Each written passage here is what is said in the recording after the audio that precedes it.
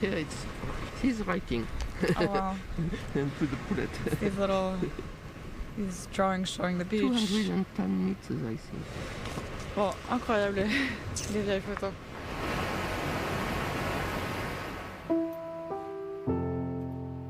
Gilbert, my grandfather, was an engineer. In his old age, he became fascinated by the rising seas and the fate of the seawall. He and Marion met for the first time by chance, just outside La Poulette, as she was making some repairs.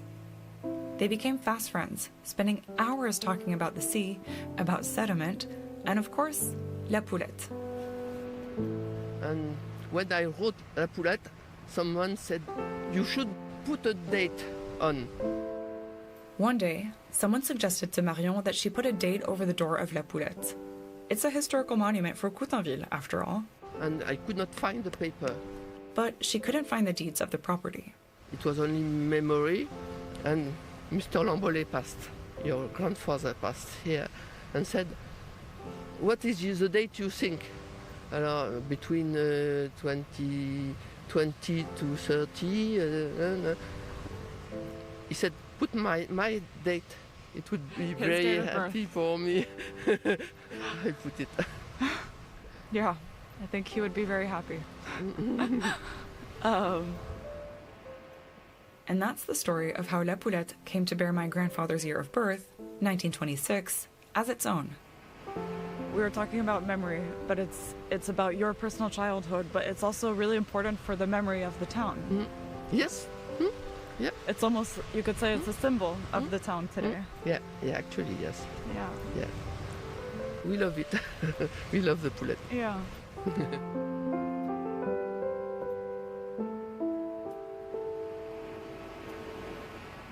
That's Assignment from Normandy in France. I'm Caroline Lambolet. The producer was John Murphy.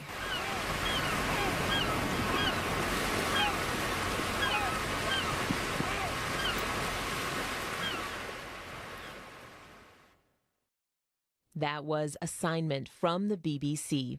I'm Saroja Coelho, and this is CBC Radio 1. Have a great day.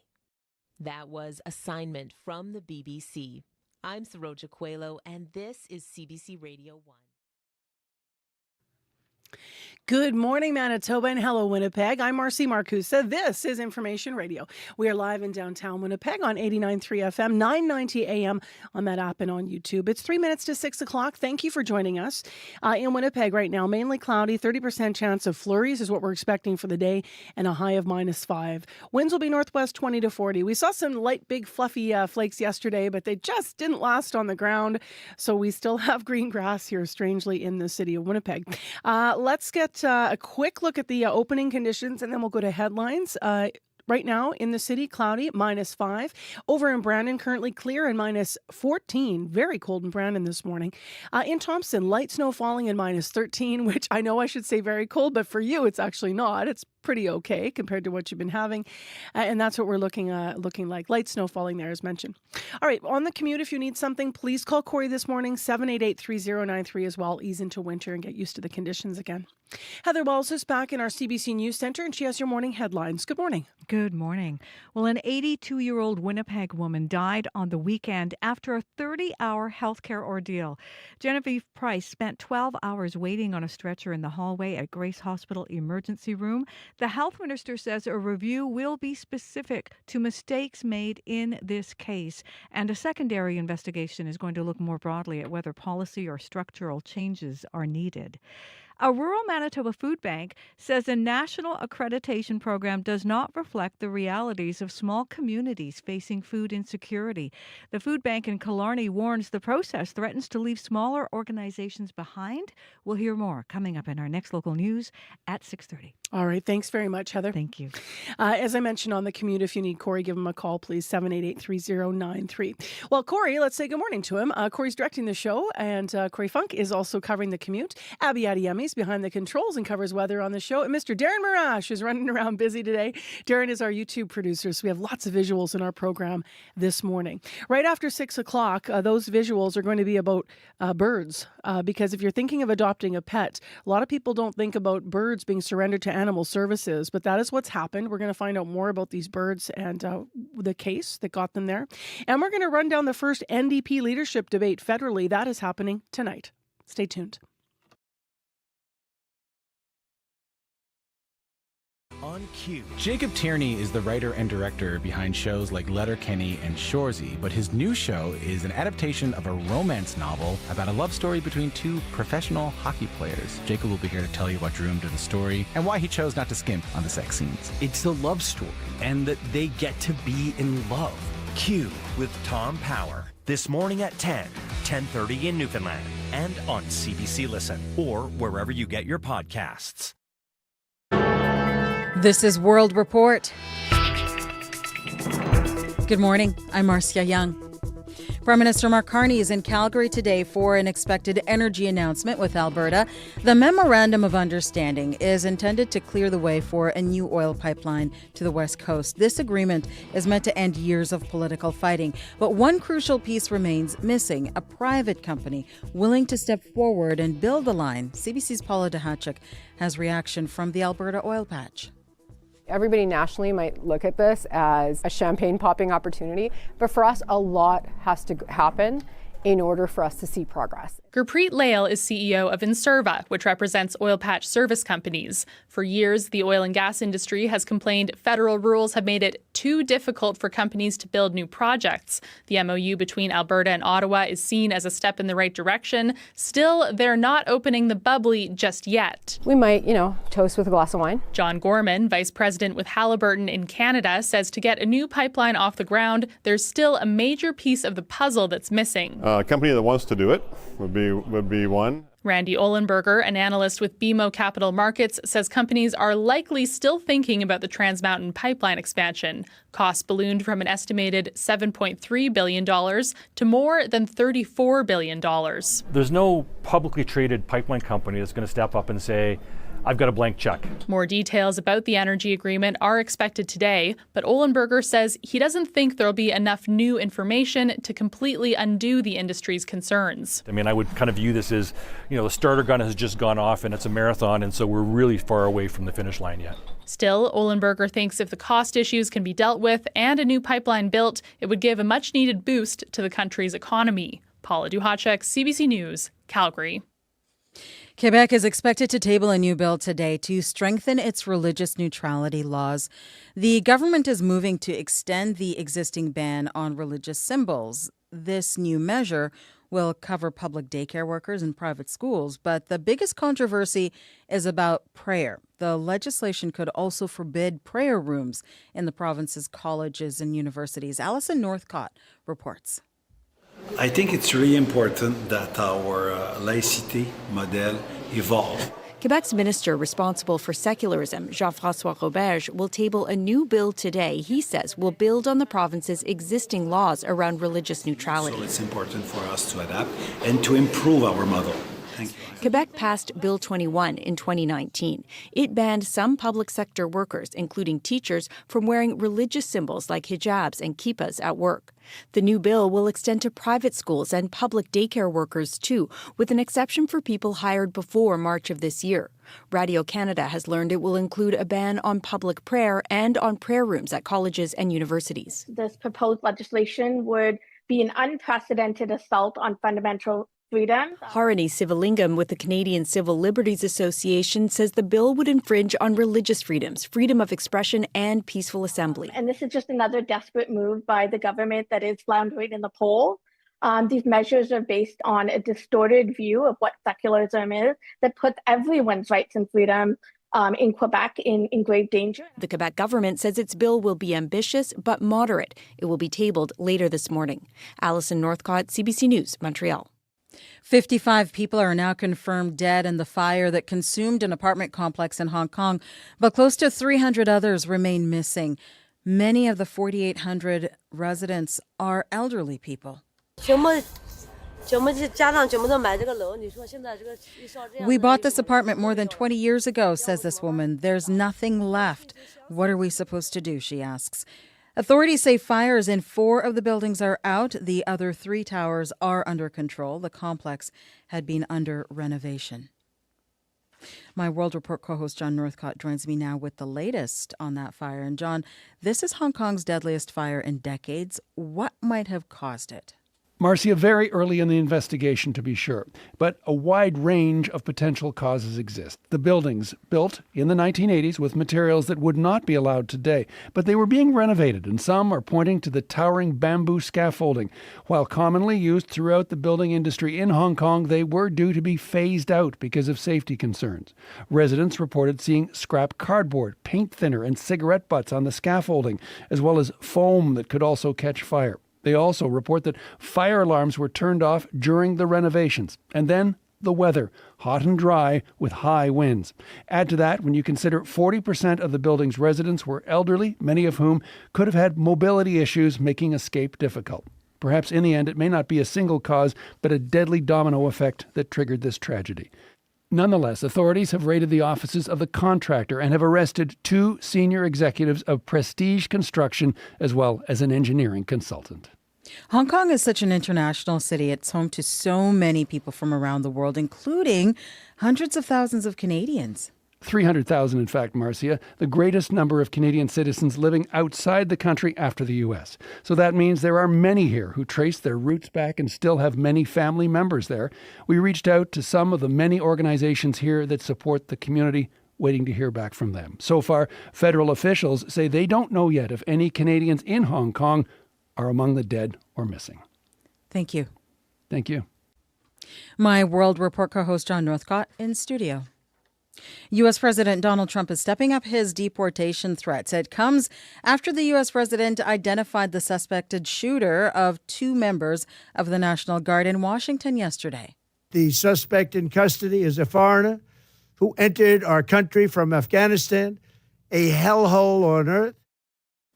The 29-year-old suspect entered the U.S. in 2021 under an Afghan resettlement program after the U.S. withdrawal. Trump says the immigration status of every one of those tens of thousands will be re-examined. The U.S. has now suspended processing all immigration requests from Afghans. This attack underscores the single greatest national security threat facing our nation. The last administration let in 20 million unknown and unvetted foreigners from all over the world, from places that you don't want to even know about. No country can tolerate such a risk to our very survival. The 2 National Guard members are in critical condition in hospital. The suspect was also shot. His injuries are not believed to be life-threatening. A dangerous winter storm system is moving across the country, threatening travel across Canada's busiest regions. Environment Canada has issued severe warnings for northern and central Ontario. These regions should brace for up to 60 centimeters of snow through Friday, causing near zero visibility. Southern Ontario and the Greater Toronto Area are under a separate wind threat. Prepare for strong winds up to 90 kilometers per hour and reduced visibility in blowing snow. Officials are urging caution if you must travel today. Wildlife is paying a high price for the thousands of kilometers of railways crisscrossing BC's forests. Big animals are being killed in rail collisions.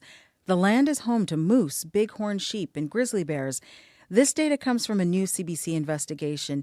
It was produced in partnership with the Narwhal and the Global Reporting Centre. CBC's Jackie McKay is one of the journalists on this story.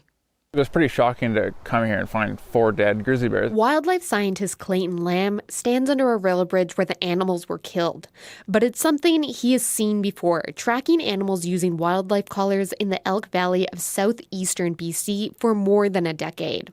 The true extent of the carnage is hard to know.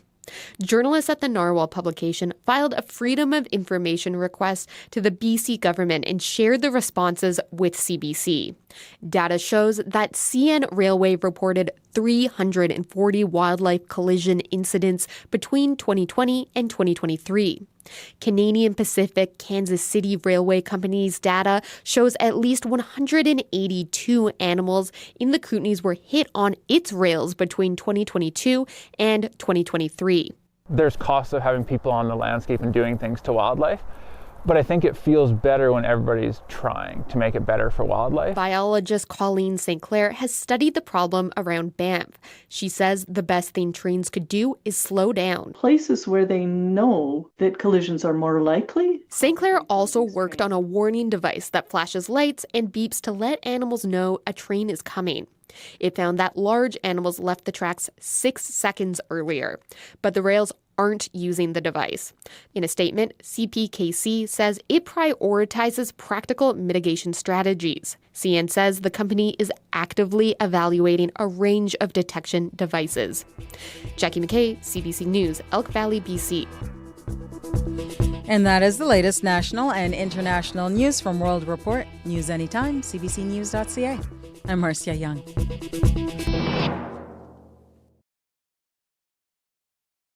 Well, welcome to Thursday, everyone, or as we like to call it around here, Junior Friday. My friend Abby Adiemi coined that. I like that. Thanks for joining us on CBC. I'm Marcy Marcusa. You're on 89.3. You might also be on 990 AM on the app or on YouTube this morning. And if you are, you're about to see some images of some birds come up. When we think of adopting pets, often we do think first about dogs or cats. But what about birds? We're going to hear from the city's animal services about its recent seizure of dozens of birds. And many of them are now ready for adoption. So stay tuned. We'll get into that with the early birds. Also, the first NDP leadership debate is happening tonight. It's the French debate. None of the candidates, though, are bilingual. So it's going to be a struggle. We're going to find out how they'll fare. We're also going to take a closer look at who's still in the race for the NDP leadership. And is there new momentum in the U.S.-led peace talks between Russia and Ukraine? I know you just heard some of that on World Report. We'll have a full report on that just before 7 o'clock. Heather Wells is back in our news department. She has Manitoba's developing stories. Good morning. Well, the Health Appeal Board says Manitoba should foot the bill for a patient's out-of-province spinal surgery. The patient filed a complaint after Manitoba Health refused to reimburse them for the $77,000 procedure last fall.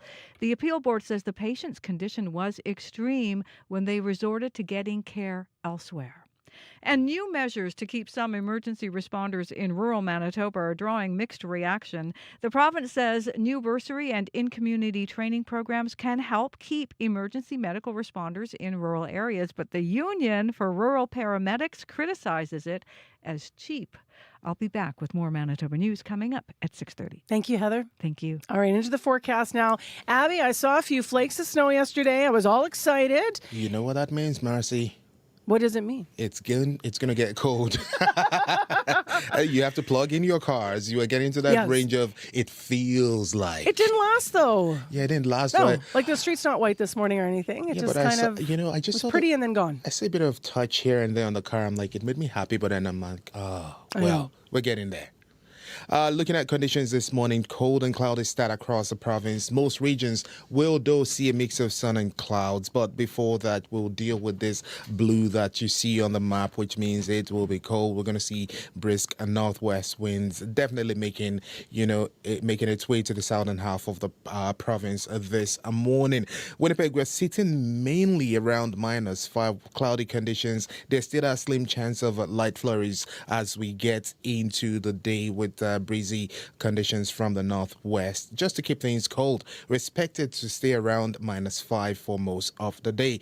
And in southern parts of the province, from the Pembina Valley region to the Westman region, over into the Interlake region, we're seeing temperatures mostly between -3s and -7s at this time. However, if you look at Brandon is quite cold in this part of the province at -14 at this time. But sunshine soon to take over there, and then that would push your temperatures to about -7 later in the afternoon. But for the rest of the province, we're going to see mostly temperatures stay between -4 and -7 for most of the day. Up north, we're seeing chilly conditions. We'll see highs close to -12. Currently, we're seeing -13 in Thompson and -7 around the Power Flame Floor. And to the lake, we're looking at -19 in that part of the province this morning. But Churchill, you're sitting at -10. Winnipeg, we're just at -5 now. We never did our feature on Tuduli Lake last year, either, did we? Remember you were mentioning we should talk to Dooley because they're always now like they come up as the cold spot all the time. Yeah, always. Every now and then we just look up north and it's like that's the cold spot in the province. If you live in Dooley, call us. What's happening on the commute, Corey? Yeah, so because of that snow we got this yesterday, the highways, there's a few highways that might be a little bit slick, a little slippery, a little snowy. I'm seeing on Manitoba 501 lots of snowplows putting in work on highways 15, taking you east there, highway 59, just kind of northeast of the city, highways 8 and 9 that take you up to the Interlake to Gimli, and then highway 44 around Beausejour. So those seem to be where the snow seems to have made the highways the most snowy, so might not be ideal driving conditions there. Would love to get an update if you are driving on any of those highways or anywhere else in the province, or if you see something here in Winnipeg, you can give me a call on the CBC commuter line. That number to call, 204-788-3093.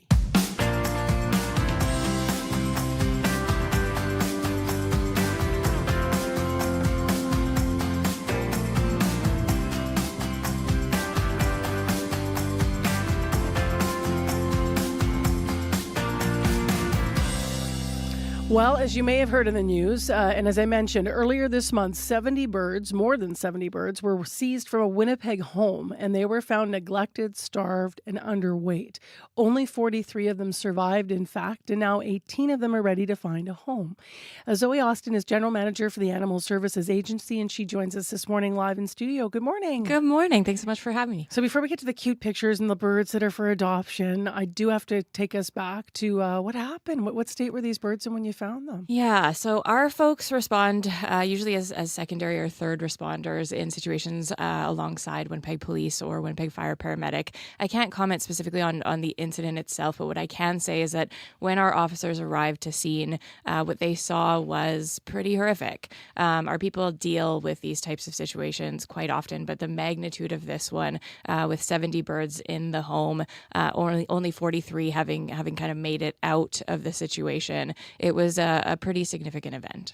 So they were, you can describe, I guess, what had happened. They've been left for weeks, you think, with nothing? For some time, yeah. Okay. So birds need a lot of care, right? They need to be fed every day. Their cages need to be cleaned. What we saw was that hadn't happened in quite some time. This will also inform what it takes to own a bird, too. So the cages were messy. The birds are underweight. Mm-hmm. What about claws, beaks, things like that? Yeah, many of the birds needed significant veterinary care, including beak trims. When we don't take care of a bird in the way that it needs to, its beak can overgrow, and then that affects its ability to eat. So that's part of the starvation piece of things, is that, right? The inability to take food in, which is, we think about it, like pretty horrifying. Yeah. So obviously many of them did die. Those that survived, how are they doing now? They're doing great. The first night was a bit hairy, if we're being fully frank here. It was all hands on deck. We expected to lose more birds than we did, but everybody after that first night made it through. So 18 of them are medically cleared. The rest of them are still in our care, and the public can kind of see more come up for adoption as time goes on. Just to go back to some of the conditions here, what is bumblefoot? Bumblefoot is a bacterial infection, so it's called pododermatitis. Things I've learned that I didn't know about birds before this situation. I bet you learned a lot. Yeah, typically we deal with dogs at the agency, typically overcapacity with dogs every day. Birds we see maybe once, twice a year, typically in scenarios where we get called to a scene and there's kind of a bird left behind at an eviction, or someone's passed away and their bird is still in the home. But this one's a whole different scenario for us. Absolutely. So you said 18 are cleared, 43 survived. Will the rest of them then, the total 43 you expect, will be adoptable? Yeah, there's a few that have been adopted already, which is fantastic. We're very, very excited about that. Some really great homes have stepped forward, and those birds have gone out of our care, which is really nice. The 18 that are up for adoption right now are budgies and lovebirds, but we still have canaries, we have finches, we have all kinds of different species. We're showing some of them actually on our YouTube channel right now, all these little guys. There are some things to keep in mind if you're thinking of adopting. If you go, oh, I love the blue one, if you don't know the species. Some of them have to stay together, is that right? That's correct, yeah. So lovebirds will all be adopted out in pairs. They are bonded. We've kind of created some new bonds. Some of them came in single cages. Their partner had passed away. So part of what we did along the way was some bird matchmaking. So everybody seems to have a great friend now, which is is lovely, and they'll have to go in those pairs. That is imperative. If you haven't been around a bird, then you may be thinking it's a bird. It probably doesn't have a personality. You're completely wrong. I have friends with birds. Yeah. So what are the personalities of some of these guys? Yeah, I mean, it's so interesting. Our staff deals with dogs mostly, and every dog who comes into our care has their own quirk or their own funny thing about them. So our staff have had a really good time getting to know these birds, creating bios for the birds. If you look on our Pet Finder page, our staff have gotten really creative describing some of these creatures' quirks. But every bird is a little bit different who's in our care. Some of them a little bit more crotchety than others, some a little bit more socialized than others, and some who make interesting sounds, if you will. Okay, tell me what you mean. So we have a couple of cockatiels who are in our staff wellness room right now, and when you enter the room, they catcall you, which in any other workplace scenario I wouldn't necessarily promote, but here we are. Are they whistling at you? They sure are, yeah. Oh, yeah. okay. Yeah. In terms of the quirkiness, birds can be very quirky. Jumping, dancing, I don't know, what are some of the quirks that have stood out for you that are just like endearing? Yeah, I mean, the catcalling is the big one for us. Some of them make kind of inappropriate sounds. Nobody talks, but that's not to say that they won't learn to in the future. The socialization piece is interesting. Some of them a bit more social than others. So some of them will come to the front of the cage to greet you, and some just kind of give you the side eye, similar to our shelter dogs. So different personalities on different birds. Where did you put them all? I mean, 43 birds in your office. What? Oh my goodness, Marcy, where did we put them? We put them everywhere, basically. So if you haven't been to the shelter at 1057 Logan, we have a kennel room where dogs are housed. We have some offices. We have a small exotic room where the odd snake or rabbit or whatnot might go. We had one bird cage kicking around the agency before this all happened. But there were birds in offices. There were birds in our food prep room. There were birds in our board room. It made meetings a little bit tough. These guys are pretty chatty, so we've been making it work. But, what an image. Yeah, it's exciting. Tell me a little bit about the care they need. If someone's considering adopting, they've heard a number of different types of birds. So parrots can live for a great long time. I don't know if you've got any parrots. Yeah, we did have parrots. They've been adopted. Okay. They were cinnamon red rumped parrots, which is a type of parrot that I'd never met before. So those two have been Did they adopted. have red bumps? Is that why they're called that? They did not have red rumps, interestingly. Okay. Yeah. Well, they're gone. I'm not sure who made that name up, but here we are. So many of the birds that we have in our care can live 25, 30 years. So that longevity is a big commitment. So what we ask of people if they're going to come forward for a bird is to really consider that piece of things. And then beyond that, birds need vet care. So every animal that we send out from our shelter, we want to ensure there's a veterinary relationship. Not every veterinarian deals with birds. It is kind of a specialized thing. So folks need to be making sure that their own veterinarian does deal with birds, or that they form a relationship with one who does, because these little creatures do need annual vet care at the very minimum. So do your research if you're interested. How did the community respond? I mean, you had one cage. You must have had to have some help. Absolutely. So we put the call out for help sort of in the middle of the night when we were done settling everybody into their respective spaces and sanitizing and cleaning and feeding and vet checking everyone. That night, we got multiple people reaching out to help us. Bird cages were the biggest thing that we needed physically. In the first night, there were birds in reptile cages because that's all we had. Yeah. By the next day and into the day after that, we had every bird with a new cage that was clean and ready to go. We had volunteers stepping up. Our shelter staff are busy every day. Our comfort capacity at the agency is 20 to 25. We have 30 to 40 dogs every day. So our staff is busy. So those volunteers who came in from the public have been absolutely invaluable to us. I bet. Yeah. Good job, community. Okay, so let's leave people with the cost to adopt, where they go for information. What should they know if they're listening and think, I might want a bird? Yeah, for sure. So 1057 Logan is where our team works out of. So they can come and visit us there. They can call 311 and our adoption staff will liaise with them that way. In terms of adoption costs, it's a bit sticky because our fees are set by council. So $176 is what it costs to adopt an exotic animal of any type. Some of these birds need to go in pairs. So some of those will be pair adoption costs. Okay, understood. 311 for information. Absolutely. And the shelter on Logan. Zoe, thank you for coming in this morning. Thanks and also so sharing much. the pictures. Thanks for having us. That says Zoe Austin, the General Manager for the Animal Services Agency. This winter, help make the season kind in support of Harvest Manitoba. All it takes is one can of food, $1, or even 1 hour of your time. Your generosity will help those in need and bring us closer together as Manitobans. Join us as we donate a day of programming in support of Harvest Manitoba December 5th. Visit cbc.ca/kindmb for more. It is 6:24 a.m. on 89.3. Thanks for joining us this morning here on the morning show from Winnipeg, where it is cloudy and -5 degrees. Well, what happens when the grandson of a former NDP leader, a pacifist farmer, a social worker, union president, and Alberta MP walk onto a stage? It was a mouthful.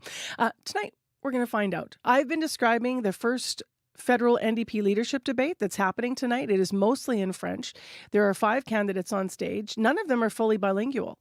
To talk about how the next leader could revive the party and what's going to happen tonight, David McRain joined us at 6 o'clock. He's a professor of political studies in University of Saskatchewan. He's also a former provincial NDP candidate. I reached him in Saskatoon. Good morning. So 5 candidates on stage tonight. I outlined a little bit of who they are. Some are insiders, some are outsiders. Who stands out to you?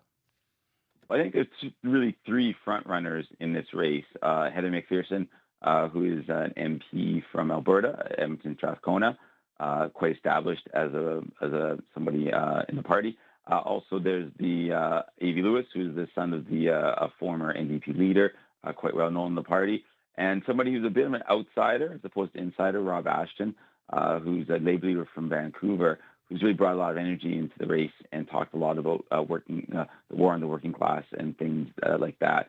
That is, raised his profile, and I think also is somewhat of a front runner in the race. I mentioned that this is a French language debate, but no one's fully bilingual. How big of a problem is that going to be for the candidates in the party, potentially? Well, I think it's a big problem for the party and kind of embarrassing. The party's trying to win back voters in Quebec and trying to get back to that orange wave that swept over Quebec in 2011. So, this doesn't look like a very serious operation to some Francophone living in Quebec. For the candidates, it's not as big of a deal. They're really focused on members, and the members of the NDP are mostly Western Canada these days, across the 4 Western provinces, and mostly don't speak French. So the candidates are really going to try to hammer home their messages during the English portion of the debate, and during the French portion of the debate, I guess they'll just struggle through it. In terms of the overall party, what are these candidates' plans to rebuild it? Obviously, it's whittled down now just to 7 seats. Yeah, I mean, it's a fight for relevance for the NDP. They have to start winning seats across the country. So there's going to be lots of issues coming up. I think there's always an issue between do you prioritize the environment or the economy. That's something that's going to be tough for them to navigate. Fundraising is absolutely huge. The party's essentially broke. It needs to fundraise more. And targeting the seats that it can possibly get back. Those could be in Winnipeg. Those could be in some other Western Canadian cities, maybe in certain parts of Ontario, but trying to figure out which seats actually the party has a shot at. And then finally, even more to add more complexity to it, how are you going to deal with the Liberals? The Liberals are, close to majority now, so there's always a delicate dance in House of Commons between do you support the Liberals, do you not support the Liberals, when do you want the next election to be? That's all things that the NDP leader has to face on the first day of their job. We saw that post-budget, right? When the NDP, some of them abstained from the vote, and then they were pressed on, how are you upholding the roots of the party when you look at this budget? It just seems there's so much in here against workers, and how could you do this? And then, the answer came back that rather not go to the polls right now, thinking about the economy, the threat to workers. That was the framing, at least messaging from the NDP now. The acting leader, would be, the timing would have been bad. All those pressures they go in with, but I'm wondering what the next leader is also going to be inheriting in the House of Commons. So you mentioned Winnipeg. We have Leah Gazan, who sits for the NDP here. She actually, during the budget vote, tried to get some of her messaging out when she was on the mic for a vote and was booed out. Part of that is because they don't have party status, so they don't have a voice in the House right now. How will the next leader, whoever it is, how will the next leader have to be strategic in terms of getting any of the NDP messages out anyway? Well, I think the next leader has to really, find a way to cut through all the white noise and cut through the 2 major parties' message and talk about something that Canadians care about. And, in my opinion, that could be something like the affordability crisis. So there's an affordability crisis, I think, around Canada, all over Canada, and a sort of laser-like focus on a single issue, sort of, one drumstick could be, the best way to go about it. It's interesting because we just watched a Democrat socialist become mayor in New York, right? Mamdani won the party because of a pretty savvy social media campaign down south. That's something the NDP has put a lot of effort into before. Do you think that there's lessons Canada's New Democrats can take away from the win in New York? Well, definitely, yeah. So Mandani, I mean, I think he harnessed the power of social media quite well, and he was very much social media savage. And as I just mentioned too, I mean, he had a laser-like focus on affordability. So it's important to have a good social media campaign, but it's important not to get your message too complex or too muddled. So having one message works well on all mediums, but particularly on social media. I think you saw that in the recent mayoral race in New York. We'll leave it there this morning. Thank you for your time. Thanks.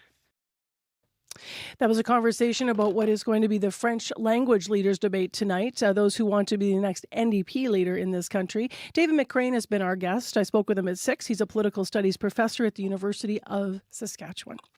Other provinces, speaking of which, have had snow already. Here in Manitoba, of course, certainly we have up north and to the west, but Winnipeg still has green grass. We had a few flurries yesterday. We might see a few more today. For the drive, keep in mind in those places in the province where it is greasy and snowy that your highways could be in challenging condition. And call Corey if you have a problem today at 788-3093 on that commuter line. Still ahead on business news, Prime Minister Mark Carney has now announced these new supports for lumber and steel. And we're going to get some of those details broken down a day later here. Crystal Lee will do that after our CBC Winnipeg News. This is CBC News. Good morning. I'm Heather Wells in Winnipeg. At 6:30, we had a bit of a dusting of snow overnight, but we're going to see just a slight chance of flurries today. Mostly cloudy, bit of a northwest breeze, and a near seasonal high of -5. 2 reviews will be done after an 82-year-old Winnipeg woman died over the weekend following a 30-hour healthcare ordeal. Genevieve Price spent 12 hours waiting on a stretcher in the hall at the Grace Hospital emergency room. Price initially sought medical care at a clinic for a swollen hand and wrist before her condition deteriorated. Her death has sparked a critical incident review. Health Minister Uzoma Asseguera wants to dig deeper. I will be directing that a more comprehensive investigation be completed so that we can understand more broadly and systemically what took place and what needs to be done to prevent this from happening again. Asseguera says the critical incident review will be specific to mistakes made in Price's case. A secondary investigation will look more broadly at whether policy or structural changes are needed. Manitoba's health minister is being asked to reconsider and to pay for the surgery of someone who had to go out of country after waiting for years. Details from CBC's Bryce Hoy. While they waited for spinal surgery, the patient went from being able to walk to needing help with all aspects of daily life. That's according to a case before the Manitoba Health Appeal Board. In May, Manitoba Health refused to pick up the tab for an out-of-country spinal surgery. The patient filed a complaint about that. They alleged they were driven to get the procedure outside Canada last fall because their condition became so debilitating over 4 years while they waited in Manitoba. The appeal board called that experience deeply concerning and wants the patient to be reimbursed for the $77,000 procedure. A spokesperson with the health minister's office says the department is reviewing the board's recommendations and will respond by the end of the year. Bryce Hoy, CBC News, Winnipeg. The Union for Rural Paramedics says new measures to keep some first responders is a step backwards. The province says new bursary and training programs can help keep emergency medical responders in rural areas. EMRs provide basic services like transportation for stable patients, but they can't diagnose illness or injuries the way paramedics can. Jason Linkletter is president of the Manitoba Association of Healthcare Professionals. You need 2 fully trained paramedics to handle most emergency calls. EMRs can be trained much more quickly than paramedics, but they can't do a whole lot to help you in a medical emergency compared to a paramedic. Health Minister Uzoma Asseguera says the move will create a clear pathway for people to become EMRs and paramedics. Well, nearly 1 year after Manitoba received a report recommending major changes to the municipal board, the province is researching how to improve the legislation. It comes from an action plan released by the government yesterday, showing the government's progress in adopting the report's recommendations. The minister in charge, Glenn Simard, says the provincial appeals body has a role to play, but its power should be checked. Municipalities weren't telling us that we had to get rid of the municipal board. They were telling us that they have to go back to what their original function was, not to relitigate decisions, but to review them. The report recommends the board only hold hearings involving the public interest and that hearings stop happening just because a certain number of people complain about a municipal decision. Prime Minister Mark Carney's in Calgary today for a signing ceremony with Alberta Premier Danielle Smith. What's being signed is an agreement to allow Alberta to begin looking at developing an oil pipeline to BC's northwest coast. BC's opposition to the idea is well known. We're learning new details about the suspect who allegedly shot 2 U.S. National Guard members in Washington. U.S. President Donald Trump released a video statement last night. The suspect in custody is a foreigner who entered our country from Afghanistan, a hellhole on earth. He was flown in by the Biden administration in September 2021 on those infamous flights that everybody was talking about. Trump says authorities will re-examine Afghan nationals living in the United States. You can hear more national and international news coming up on World Report at 7. Killarney Food Bank volunteers are busy feeding around 60 families every month, but now they're under a different pressure, meeting the Canada Food Bank's new accreditation standards. Volunteer Petchy Hawkins says they want accreditation to get grants to grow their infrastructure, but in order to meet the new rules, they can't use ungraded eggs, and they'll need to change how they give out donated garden produce. We depend so much on community gardens and on donations of produce from just from local people and from the colonies, because we can't access the Safeway store and go and pick up, 3 tons of produce. Manitoba Harvest says it can help groups that opt out with food and advice. And now, a milestone for a Winnipeg Jet. And they score! That is goal number 100 in the career of Gabe Velarde. Gabriel Velarde with one of 2 of his goals on Sportsnet, but it wasn't enough to lift the Jets to a win. Winnipeg falls 4-3 to the Capitals in Washington. And as Velarde marks that 100th career goal, the Capitals' Alex Ovechkin scored his 908th career NHL goal. Jets coach Scott Arniel says this about his team's play. We're in a funk right now, and we got to find ways. We're doing a lot of good things. Our mistakes, if they happen, they're going in our net. But we battle right to the end. Got to find a way to get some secondary scoring. Next up on the road, the Jets face the Carolina Hurricanes tomorrow. You can find more news updated throughout the day at cbc.ca/Manitoba. All right. Thank you, Heather. Thank you. Let's get into the regional forecast now with Abby. We're looking at a cold and cloudy start across the province, along with a mix of sun and clouds and flurries expected through the day. And of course, winds coming from the northwest in this southern half of the province. We're going to see some chilly conditions in some regions down south. Winnipeg right now, we're looking at -5 at the Forks, -7 spotted at the airport. We do have that slim chance of flurries in the forecast today. Breezy northwest wind. We will reach highs just staying around -5 for most of the day. Conditions in the Pembina Valley region, more than Winkler out to Morris, down to the U.S. border. We're looking at wet temperatures around -6 and -7 in that part of the province. You get to warm to about -4 later on. A mix of sun and clouds also coming with a slim chance of flurries in the forecast.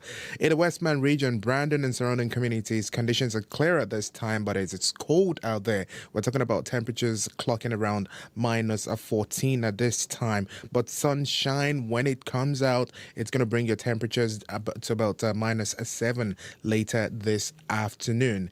In the Dauphin region, we're seeing -8 and mainly cloudy conditions there with light winds.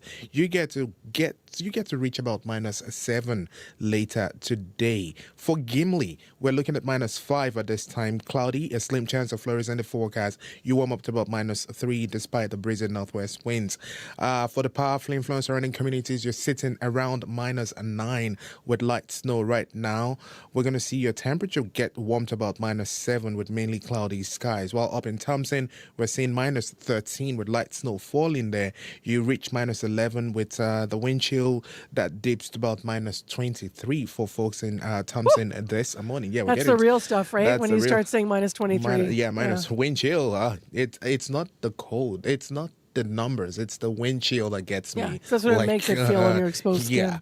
And then for if we're looking at our conditions in Churchill this morning, we're seeing periods of light snow already falling, -10 at this time. You're going to stay around that temperature for most of the day. However, gusting northwest winds also making your wind chill feel like -24. So we're seeing wind chills in the range of -24s, 23s to 25s in the northern part of the province this morning. But overall, it's a cold day up north. We're going to see sunny breaks in the southern part. Winnipeg, we're at -5. We're going to stay there for most of the day.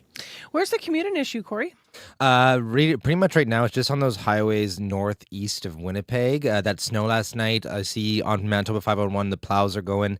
There's some partly covered highways is being reported. So that might mean a little slick, a little slippery, still drivable, but might not be ideal driving conditions. That's Highway 15, Highway 59, Highways 8 and 9 up into the Interlake there, and then Highway 44 through Beausejour out to Rennie there. So those highways there seem to be the most impacted by that snow, but still drivable. But if you want to give me an update on what you're seeing, if you are driving those highways, or you see anything else going on out there in the province or here in Winnipeg on the bike lanes, on the roads, on the sidewalks, give me a call. That number 204-788-3093. All right, thank you. Thank you.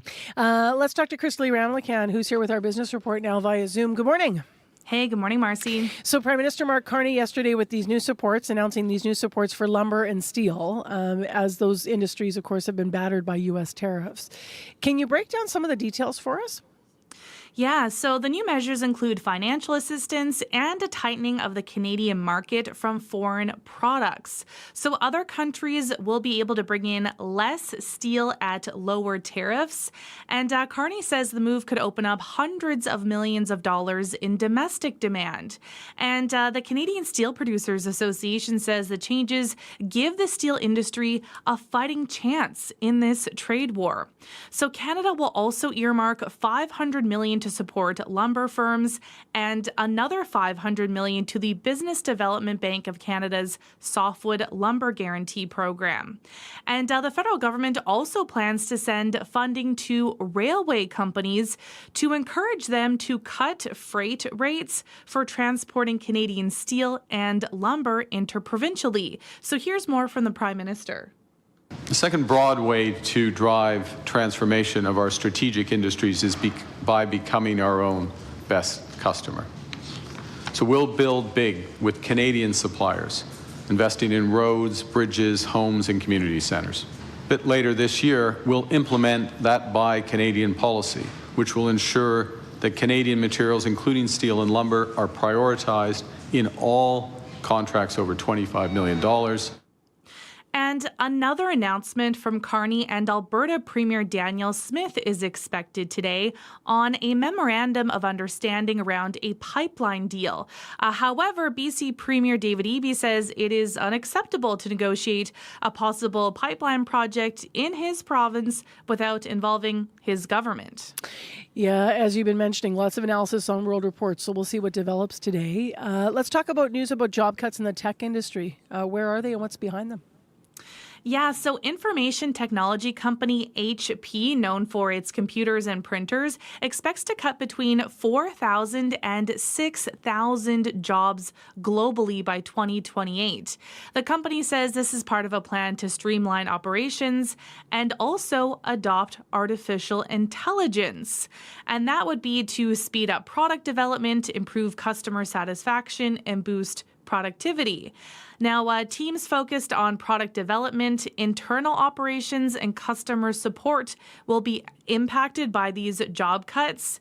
Now, there's already been a surge in memory chip prices with rising demand from data centers, and big tech's push to build out AI infrastructure could drive up chip prices even higher, with costs being possibly passed on to consumers eventually. And staying with AI this morning, there are some concerns about toys that use the tech. Yes, that's right. So as parents and, people hunt for gifts this holiday season, child development and psychology experts say they should be wary of AI-powered toys because of possible privacy and security violations and interference with creativity and development.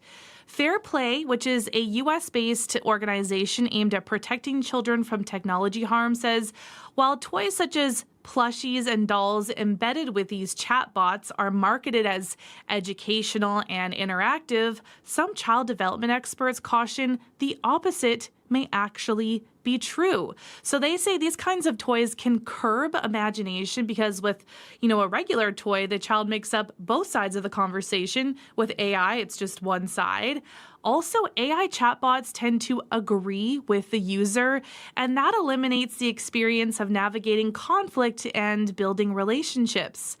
Now, some companies say they do not record or store sensitive data and that their content is developed and approved by certified teachers. But experts warn AI development has far outpaced safety research and is pretty much unregulated. So, I know some adults even have trouble navigating AI and handling chatbots. I can't imagine what effect it might have on, really young kids. Also, if it always agrees with you, and then if you say, hey, what would it even do with imagination? It's hard to wrap one's head around that, right? Because I used to look at my dolls and be like, you're a ballerina who can fly. And then my Pink Panther would have said, no, I'm a cat, and I actually am, right? Yeah, exactly. Can't be pink, All right, Crystal Lee, thank you. Thanks, Marcy. That is Crystal Lee Ramlakan with Business News.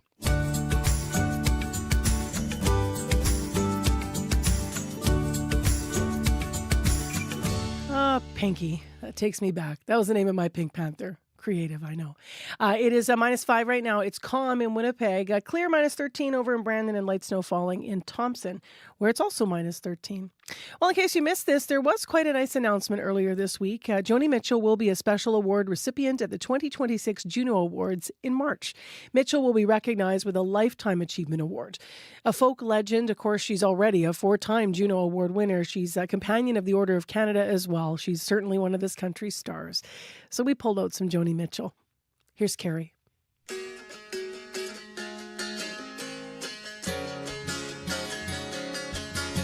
The wind is in from Africa. Last night I couldn't sleep. Oh, it sure is hard to leave here, Carrie, but it's really not my home. My fingernails are filthy. I've got beach tar on my feet. And I miss my clean white linen and my fancy French cologne. Oh, Carrie, get out your cane. Carrie, get out your cane. And put on some silk. I'll put on some silk. Oh, you're a mean old daddy, but I like you.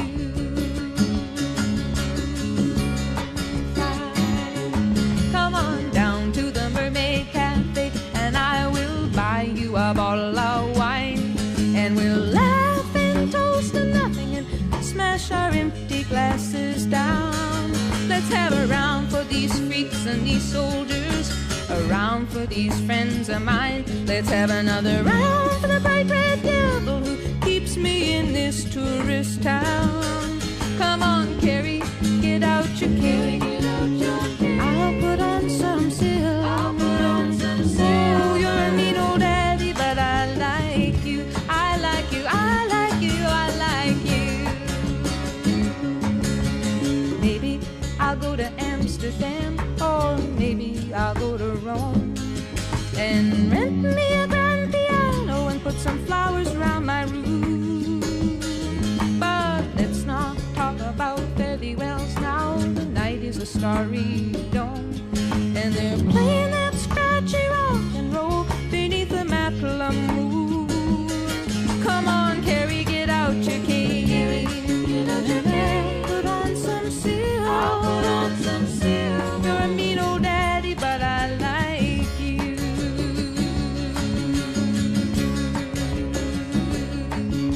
The wind is in from Africa.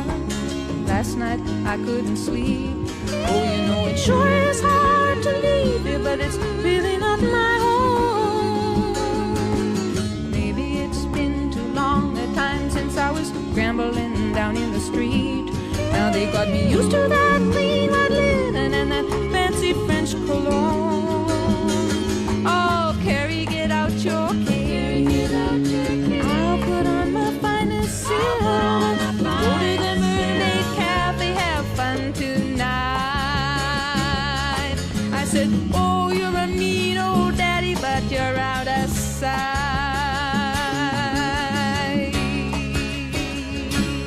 Our team enjoyed that here at CBC. That was Joni Mitchell with Carrie. The next Juno Awards are in March, and the Alberta-born Saskatchewan-raised singer-songwriter will be recognized with a Lifetime Achievement Award.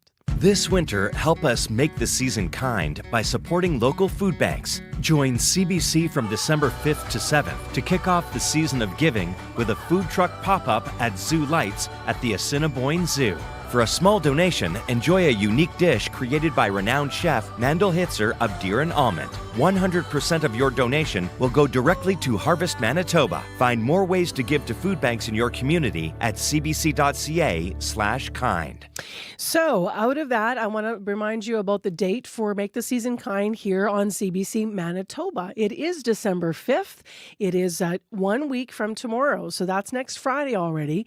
And we are still confirming all of the musicians that are going to be joining us for the day. And then, of course, the stories that we will hear from your fellow Manitobans all across our province about giving, also about their lives, about trying to make ends meet, and about volunteering. This is a day, as we mentioned, to make the season kind. So all in support of Harvest Manitoba and its some 380 member agencies across the province. A lot of people ask, is it just the one food bank? And of course, Harvest supports all kinds of different programs across the province, whether it's snack programs, meal programs, yes, food banks, and in some cases also employment programs as well. So we hope you can join us next Friday. Right now, it is 11 minutes to 7 o'clock, and next week, Steve Witkoff, U.S. President Donald Trump's special envoy, heads back to Moscow with a new proposal to end the war in Ukraine. It is a plan that's drafted after discussions with Kyiv and a drastic rewrite of the first U.S. proposal, which reflected more of Moscow's demands. Ukraine and its European allies balked at that plan. So Witkoff will head back. This is his sixth visit to the Kremlin. Ilya Yablokov is a lecturer in digital journalism and disinformation at the University of Sheffield and a Russia expert, and joins us now to talk about this. Hello. Good morning. Tell us about the latest U.S. proposal. What do we know about what's in it?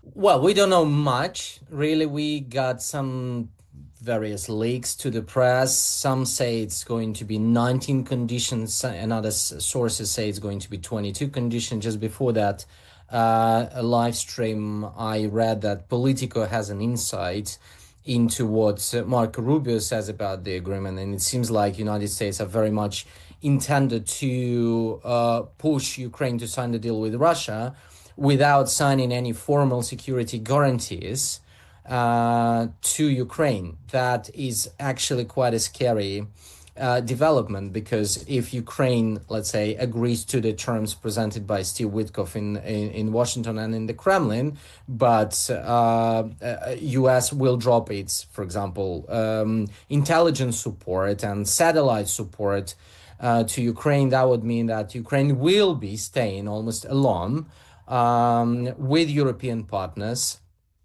facing Russia. So in that sense, it is quite a scary development. Some of the things in the earlier proposal that were sticking points, it said that Ukraine couldn't join NATO. There was a cap on troops. There was obviously land that was part of that. In your view, in that earlier proposal, what are the things that you think cannot be in this proposal that Ukraine will never agree to? Well, it's really hard to say what Ukraine is not going to agree now. I think Zelensky and his elite are very much close to the point where they're going to sign whatever Washington is going to propose, because there is a massive corruption crisis inside Ukraine that unleashed 2 weeks ago. There's also quite a big fatigue of the population towards the war and the shortage of manpower. So in that sense, even if, let's say, Donald Trump says tomorrow that you have to agree to the deal and you have to give up the Donbas, I don't think Zelensky would have quite a lot of leverage to beat Trump, but we'll see, because it really happened a couple of times already, those interventions by Trump, by the raids, but then at the same time, Zelensky was skilled enough to mitigate them and win those tiny battles. But then again, now he's domestically very weak. And on the foreign policy level, he's also experienced quite a big pressure. And we see that probably Moscow is also showing to Washington its willingness to sign the deal. So it all is a pleaser to Trump. So he, again, I'm just speculating here. I don't know the guy personally, but I would say that he just senses that it's a chance to finally sign something and just forget about the issue. Whatever he wants to do with that, he's not going to take care of Ukraine at all. So he just wants to sign some sort of document and go ahead. To what extent is there momentum in the process right now? I think we are close to some sort of a agreement, as I mentioned before. In almost 4 years of the war, they've been trying really hard. I mean, Americans, especially in the last year, were trying really hard to push Zelensky to agree. But then, as we have seen yesterday and 2 days ago in the publication in Bloomberg and in Reuters, Steve Witkoff was trying really hard to push Trump to the most favorable position to Moscow, and he did not really hesitate to consult his colleagues in Moscow how to communicate with Trump. And in that sense, Ukraine is close to the momentum to sign the deal, not because it's weak at the battlefield. On the contrary, in many ways, it's stronger than Russia. It just has much less resources, and one of its key allies is abandoning it gradually. But the momentum is also because domestically they are not feeling that they're going to beat that card anymore. What are you going to be watching for next week when Trump's envoy Steve Witkoff is there in Moscow? What questions will you have? What will you be really watching for? It would be interesting to see, well, as a scholar of Russian disinformation, I'll be looking at how Russian media, state-controlled media, covered the process and covered the visit of Witkoff for one very simple reason. As we see, there is a very close connection between the two.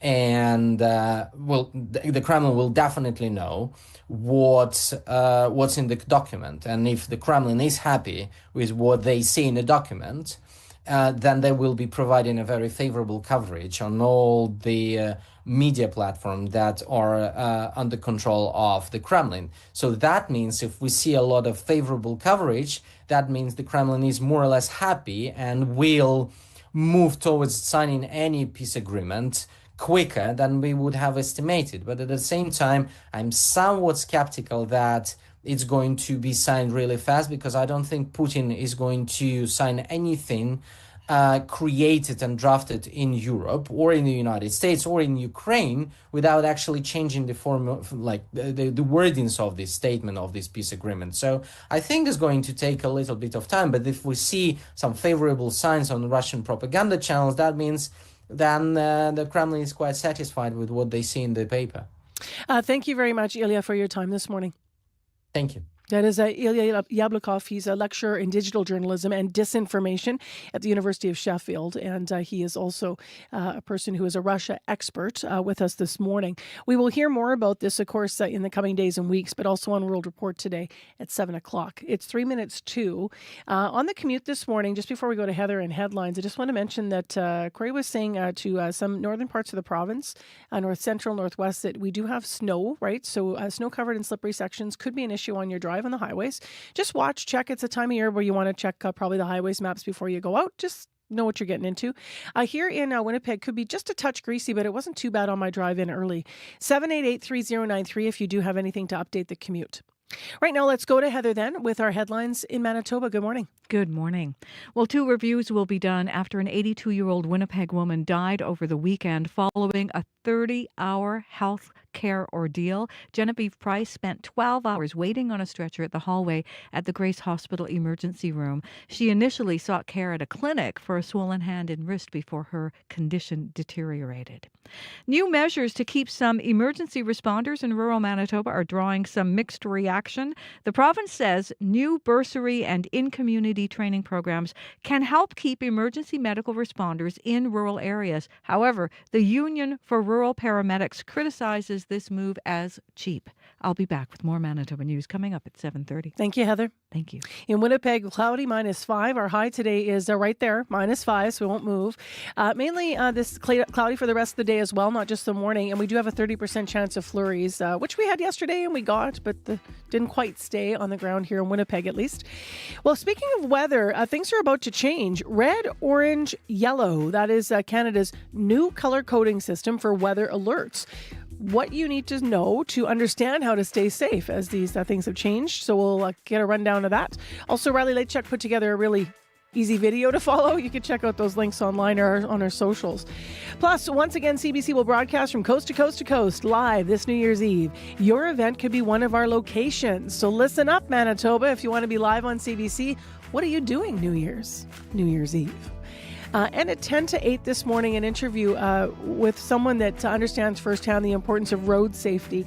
A Winnipeg family continues to grieve after their loved one was killed in a crash just 2 weeks ago. This is one of the 9 people that were killed, pedestrian fatalities in Winnipeg this year. We're going to talk about pedestrian safety. We're doing a road safety series. The daughter of a man who died in the collision I'm referring to is going to join us in the next hour with her thoughts. Stay tuned. World Report's next.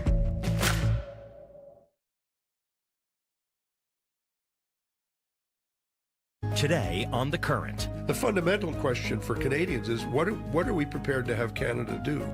Bob Rae has left his post as Canada's ambassador to the United Nations after a long political career and at a time of upheaval in this world.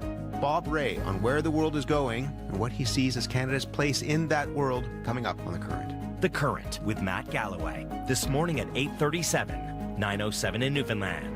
And on the CBC Listen app. This is World Report. Good morning. I'm Marcia Young. Prime Minister Mark Carney is expected to unveil a memorandum of understanding with Alberta today that could clear the way for a new oil pipeline in exchange for stronger environmental regulations, and at the same time, also walking back some of Ottawa's climate policies. Carney says it is about much more than one thing. The CBC's Janice McGregor is in our parliamentary bureau. And Janice, if this is not about approving a bitumen pipeline, what is it about? Marcia, it's going to be interesting to see if today's agreement can move the conversation beyond the rather circular spin it's been stuck in, with the Alberta government saying that unless the federal government backs off its environmental regulations, no company is going to want to invest in a new pipeline. While the opponents on the West Coast argue that since there's no one stepping forward to build this thing, it's an entirely hypothetical negotiation, and the federal government shouldn't be blowing so much of its political capital on something unlikely to happen. The Prime Minister yesterday insisted this is a bigger conversation than any one project. It is about much more than one thing. And fundamentally, it's about building this economy. It's about making Canada more independent. And it's about making Canada more sustainable. But this push for peace with Alberta triggers other conflict. The alliance of coastal First Nations opposed to any modifications or exceptions to the oil tanker ban off British Columbia's northwest shores say the federal government hasn't even sat down with them. Here's Chief Marilyn Slett. There is no MOU that could be signed that will override our rights and title and, to the central, north, and Haida Gwaii. And, the duty to consult cannot be passed off to the Alberta government. That rests with the Crown. That rests with the federal government. On Tuesday, Mark Carney told the House of Commons that this deal creates necessary conditions, but not sufficient conditions. The province of British Columbia and First Nations rights holders also, he said, have to agree on any project across their jurisdiction. His office later said that doesn't mean they'd have a veto. But given the history of pipeline politics in BC, compromise and consensus seems unlikely. Thank you, Janice. You're welcome. The CBC's Janice McGregor in Ottawa. The Quebec government is expected to table a new secularism bill today. The bill would ban prayer rooms in public colleges and universities. It would also ban full face coverings like the niqab for post-secondary students. Some students argue the measures unfairly target the Muslim community. They say the new rule will simply force students to find other places to pray on campus. 65 people are now confirmed dead in the fire that consumed an apartment complex in Hong Kong, but close to 300 others are missing. Many of the 4,800 residents are elderly people. We bought this apartment more than 20 years ago, says this woman. There's nothing left. What are we supposed to do, she asks. Authorities say fires in 4 of the buildings are out. The remaining 3 towers are under control. The complex had been under renovation. Global Affairs Canada estimates there are about 300,000 Canadian citizens in Hong Kong, but it is not yet known if there were any among the dozens of people killed in the high-rise fires in Hong Kong, or if any Canadians are among the hundreds unaccounted for. U.S. President Donald Trump addressed the nation last night over the shooting of 2 National Guard members in Washington. This heinous assault was an act of evil, an act of hatred, and an act of terror. It was a crime against our entire nation. It was a crime against humanity. The National Guard troops were critically injured near the White House. Trump identified the suspected shooter as a foreigner who entered the country from Afghanistan, and that is prompting him to threaten more immigration crackdowns. Rafi Boudjikanian is in our Washington bureau. And Rafi, what is the White House doing? There are a couple of different measures the president says he's taking, Marcia. First, he's asked for the deployment of 500 additional members of the National Guard to Washington. That's on top of about 2,000 who have been patrolling the Capitol since August. And the Department of U.S. Citizenship and Immigration Services says it has indefinitely stopped processing any immigration requests linked to Afghan nationals. In 2021, the Biden administration put in various special measures to fast-track migrants from Afghanistan who had ties to U.S. military operations in that country after Kabul's takeover by the Taliban. Trump says all of that has to be re-examined. We must take all necessary measures to ensure the removal of any alien from any country who does not belong here or add benefit to our country. If they can't love our country, we don't want them. America will never bend and never yield in the face of terror. Rafi, what do we know about the condition of the National Guard members? They're both still critically injured in hospital. The suspect is also hospitalized after an exchange of gunfire yesterday before he was apprehended. All of this is happening as the deployment of the National Guard here has been controversial. Just a week ago, a U.S. district judge actually decreed their presence illegal, a decision under appeal by the Trump administration. Thank you, Rafi. You're welcome. The CBC's Rafi Boudjikanian in Washington. Pope Leo is embarking on his first foreign visit since being elected Pope in May. The 6-day trip will take him to Turkey and Lebanon. Leo's predecessor, Pope Francis, had planned these visits but postponed them for health reasons. Today in Turkey, Leo will meet with President Recep Tayyip Erdogan in Ankara. He is expected to make appeals for peace and religious understanding in the region. Briar Stewart has the story. Outside of Istanbul's largest Catholic church, people posed for photos in front of banners and signs welcoming Pope Leo. The pontiff's first foreign trip is to a country where the vast majority of the population is Muslim. Less than 1% is Christian. Ozera Akachalu, a teacher from Ankara, hopes the Pope is able to build some bridges. The world has already suffered enough in the past because of wars between religions. I say it's time for peace, he said. And the Pope will undoubtedly be delivering that message throughout his trip. In Turkey, among the various events, he will hold a mass for 4,000 at an arena. In Lebanon, he will pray at the site of the 2020 Beirut port explosion which killed more than 200. It is obviously a significant moment for Turkey. Erdi Öztürk is a senior lecturer in politics and international relations at London Metropolitan University. He says the visit is important, but he doesn't expect massive crowds to line the street, in part because there are so many other issues that are top of mind. Domestically, Turkey has been suffering a shrinking economic conditions. Turkey has been busy in Syria. Turkey has been dealing with Gaza. Turkey is trying to play a role in the negotiation process between Ukraine and Russia. And when it comes to Russia and Ukraine, Kyiv recently asked the Vatican to play a more formal role, negotiating the return of Ukrainian children who were taken to Russia during the invasion. Briar Stewart, CBC News, London. The discovery of a rare sea slug is making waves in Nova Scotia and beyond. Snorkelers found the elusive slug in Dartmouth in mid-October. Some researchers across the U.S. are very interested in seeing the slug up close. This slug is unique. It can act as a solar-powered animal. The CBC's Francis Willick reports. There's hundreds, if not thousands. On this chilly November morning, avid snorkeler Ellie of the North has returned to the scene of her discovery a few weeks earlier. And I just started yelling, "There's a sea slug here! There's a sea slug!" And people were so excited. What she found was Eastern Emerald Elysia. It looks like a regular garden slug. That is, until it unfurls emerald green flaps on its back that look just like a leaf. The sea slug steals the photosynthesizing organs of the algae it eats, keeps them alive in its body, and uses them to get energy from the sun. It's this ability that makes them so sought after by researchers.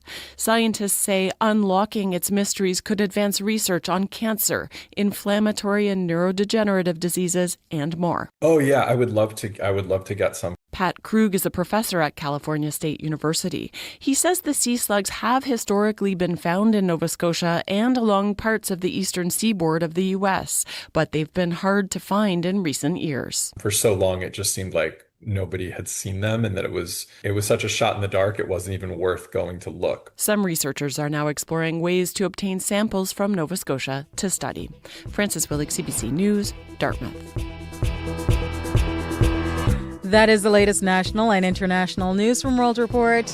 I'm Marcia Young.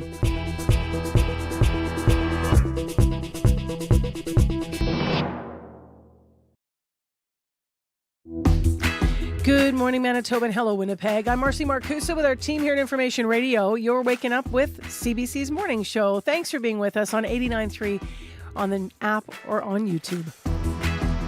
Well, you might be wondering what the weather is like today, and I'll tell you what, soon you're going to have to learn a whole new system to understand it in this country. Red, orange, yellow. That's the new color coding system that will replace weather alerts like watches and warnings. So we're going to find out more about how this works and why they're making the move, so stay tuned. In addition, this hour, CBC once again is broadcasting coast to coast to coast and wondering, what are you doing New Year's Eve? Your event could be one of our locations, Manitoba. So listen up as we talk to Adrienne Arsenault live this hour on CBC. And to very serious matters, it has been nearly 2 weeks now since John Kopchak was tragically killed in a crash at the intersection near Selkirk and Salter. He was one of 9 pedestrians killed this year. Our series on road safety continues as we talk to his daughter about what that was like for her, what that is like for the family, and why she wants to speak out in his name to improve safety on our roadways. She reached out to CBC to share her story. And so we're going to hear from her coming up just before 8 o'clock today. Right now, let's go to Heather Wells in our CBC Manitoba News headlines. Good morning. Good morning. Well, the Health Appeal Board says Manitoba should foot the bill for a patient's out-of-province spinal surgery. The patient filed a complaint after Manitoba Health refused to reimburse them for the $77,000 procedure last fall. The Appeal Board says the patient's condition was extreme when they resorted to getting care elsewhere.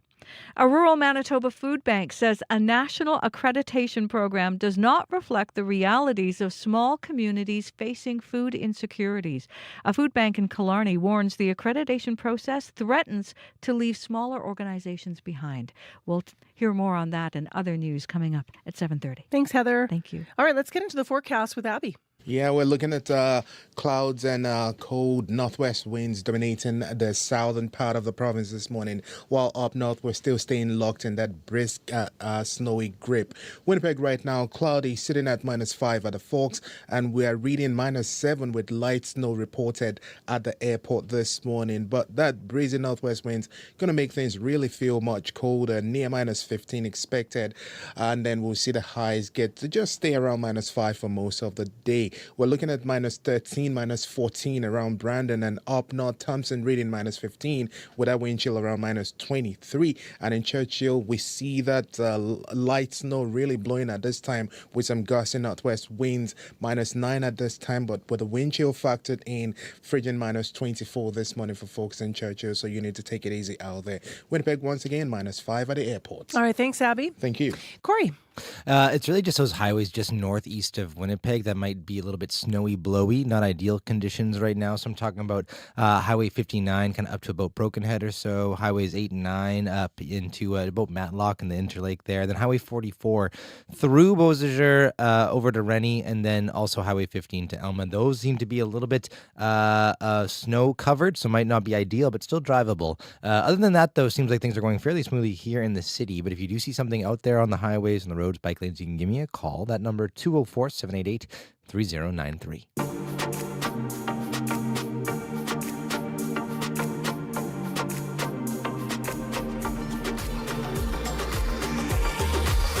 All right, Abby, take some notes because you're the one that's going to have to be saying this all winter long. And I will ask some questions on our behalf here to try to understand this. All of the weather alerts in this country are about to be color-coded. So Canada has a new system. Riley Lachuk's put out a really great video, our weather specialist here. You can check that out online. So the colors are now red, orange, and yellow. They'll tell us how dangerous the weather might be.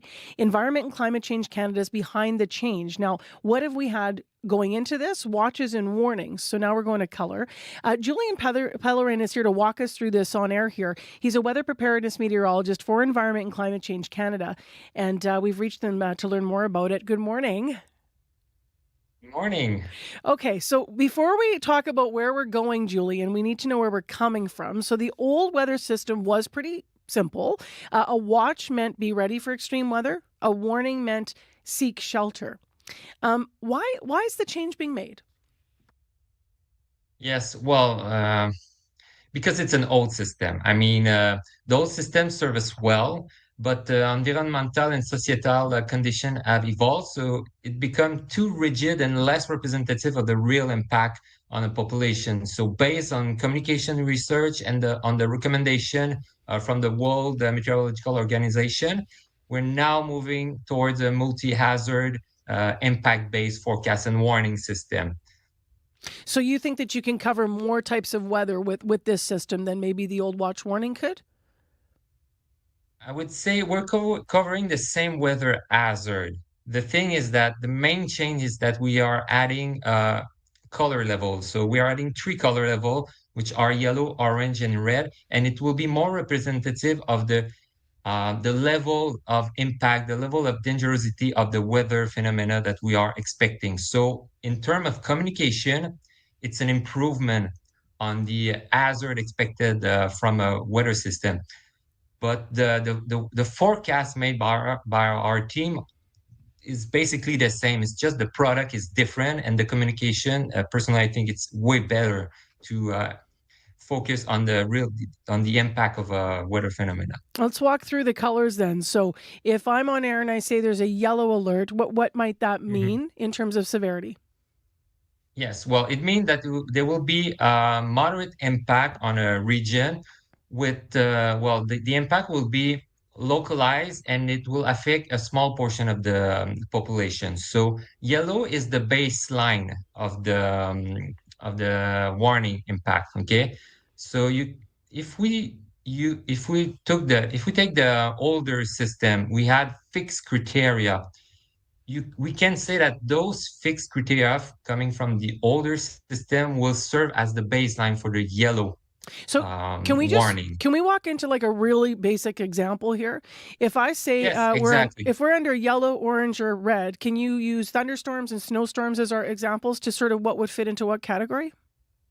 Yes, of course. So we're starting the winter season. So for example, a 15 centimeter of snow will be considered as yellow because, well, it will generate impact on a certain region, but not a lot of impact. So we will have travel delay, limited disruption in daily life, increase of injury because the road condition will be a little bit dangerous, but it will not like stop the whole society, the whole population. So for example, okay, if I take the rain, for example, so the criteria, for example, for summer is 50 millimeter for a 24-hour. So we are looking at local flooding, local some basement flooding, also a little bit of delay in public transport, but it won't stop the it won't freeze the society. If we escalate to an orange area, it's the same criteria as the yellow one, but it will impact a wider area. It will be more generalized into the population. It will affect a wider range of the population. So the risk will be generalized, okay? And we can expect to have considerable disruption in daily life, major travel disruption, maybe a flight cancellation, event cancel also.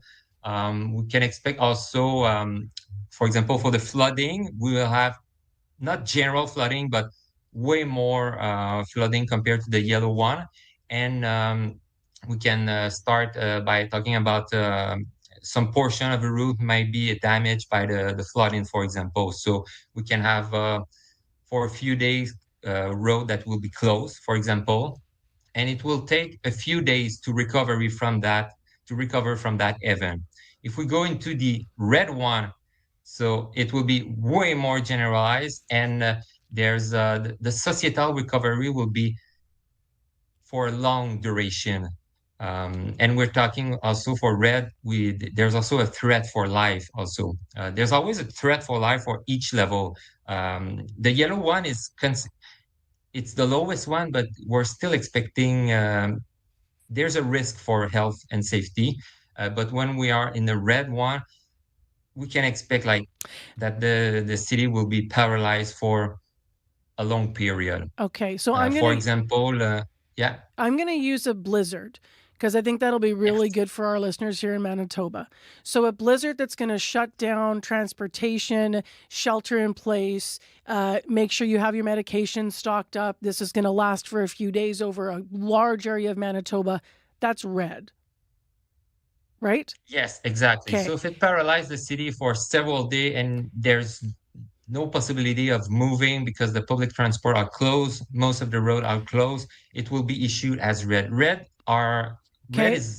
is really rare, so actually. I'm going to walk back now really quickly here so we don't run out of time, Julian. So let's take our blizzard now, but let's make it a snowstorm, and it's affecting one part of Manitoba, and it could be hazardous on the highways. There's a lot of snow coming. Travel could be impacted. You're going to check your highways before you head out, which is very common here. Maybe there's some school closures. Is that orange? Exactly. Yes. Orange will be, well, you can have a school closure with yellow, but it will be localized in some region. If it's general in the region, it will be orange. Okay, so 15, 20 centimeter with some school decide to close, it will be yellow. If it has a wider impact on a region, so we have let's say 20 to 30 centimeter of snow, all the school will be closed. Public service tube.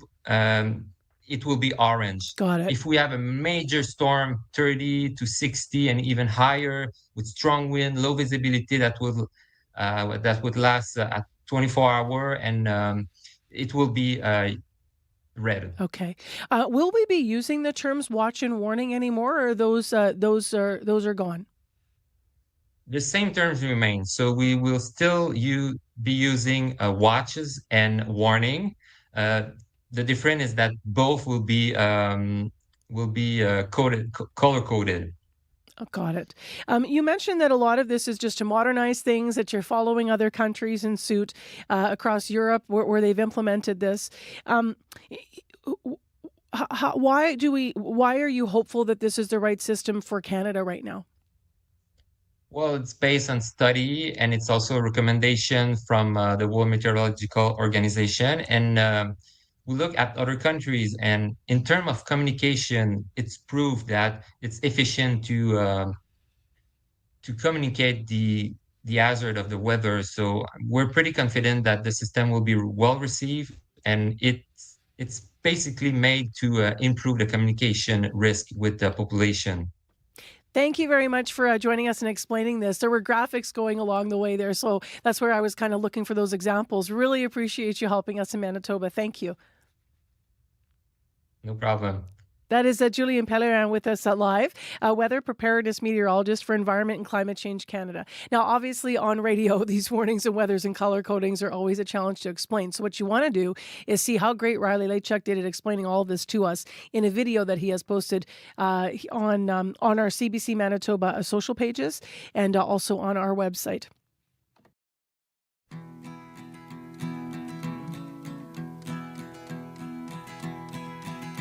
Oh, where have you been, my blue-eyed son? And where have you been, my darling young one? I've stumbled on the side of 12 misty mountains. I've walked and I crawled on 6 crooked highways. I've stepped in the middle of 7 sad forests. I've been out in front of a dozen dead oceans. I've been 10,000 miles in the mouth of a graveyard. And it's a hard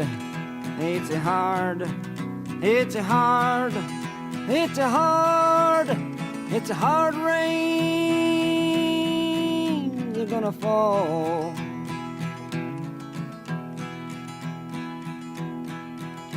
Oh, what did you see, my blue-eyed son? And what did you see, my darling young one? I saw a newborn baby with wild wolves all around it. Saw a highway of diamonds with nobody on it. I saw a black branch with blood that kept dripping. I saw a room full of men with their hammers a-bleeding. I saw a white ladder all covered with water. I saw 10,000 talkers whose tongues were all broken. I saw guns and sharp swords in the hands of young children. And it's a hard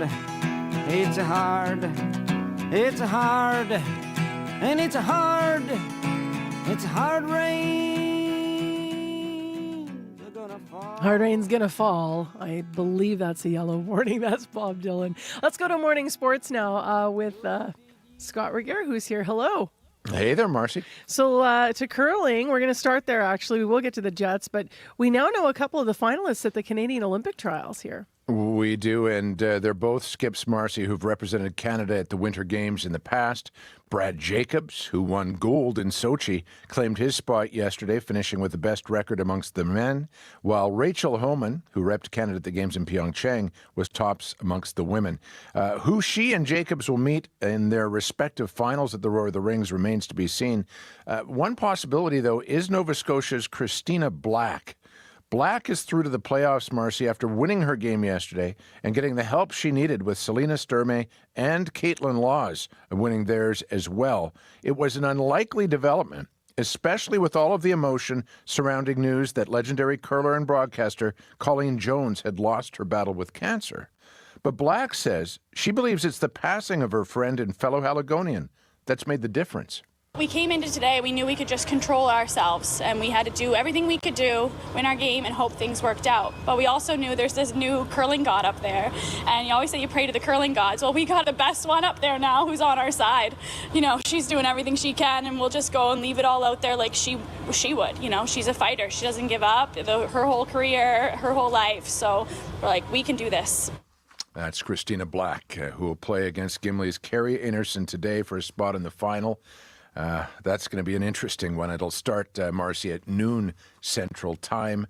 Then Winnipeg-based Matt Dunstone will take on former Winnipegger Mike McEwen in a semifinal in the men's draw to see who will play Brad Jacobs. That goes at 6 Central Time.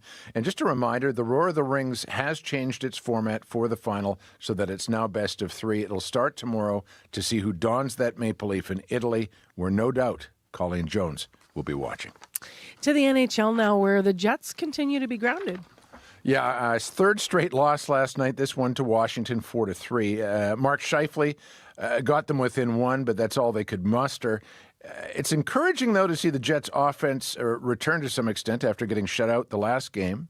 But it is a worry about who is scoring. So far during this losing streak, it's the top line that's accounted for 5 of 6 goals they've scored.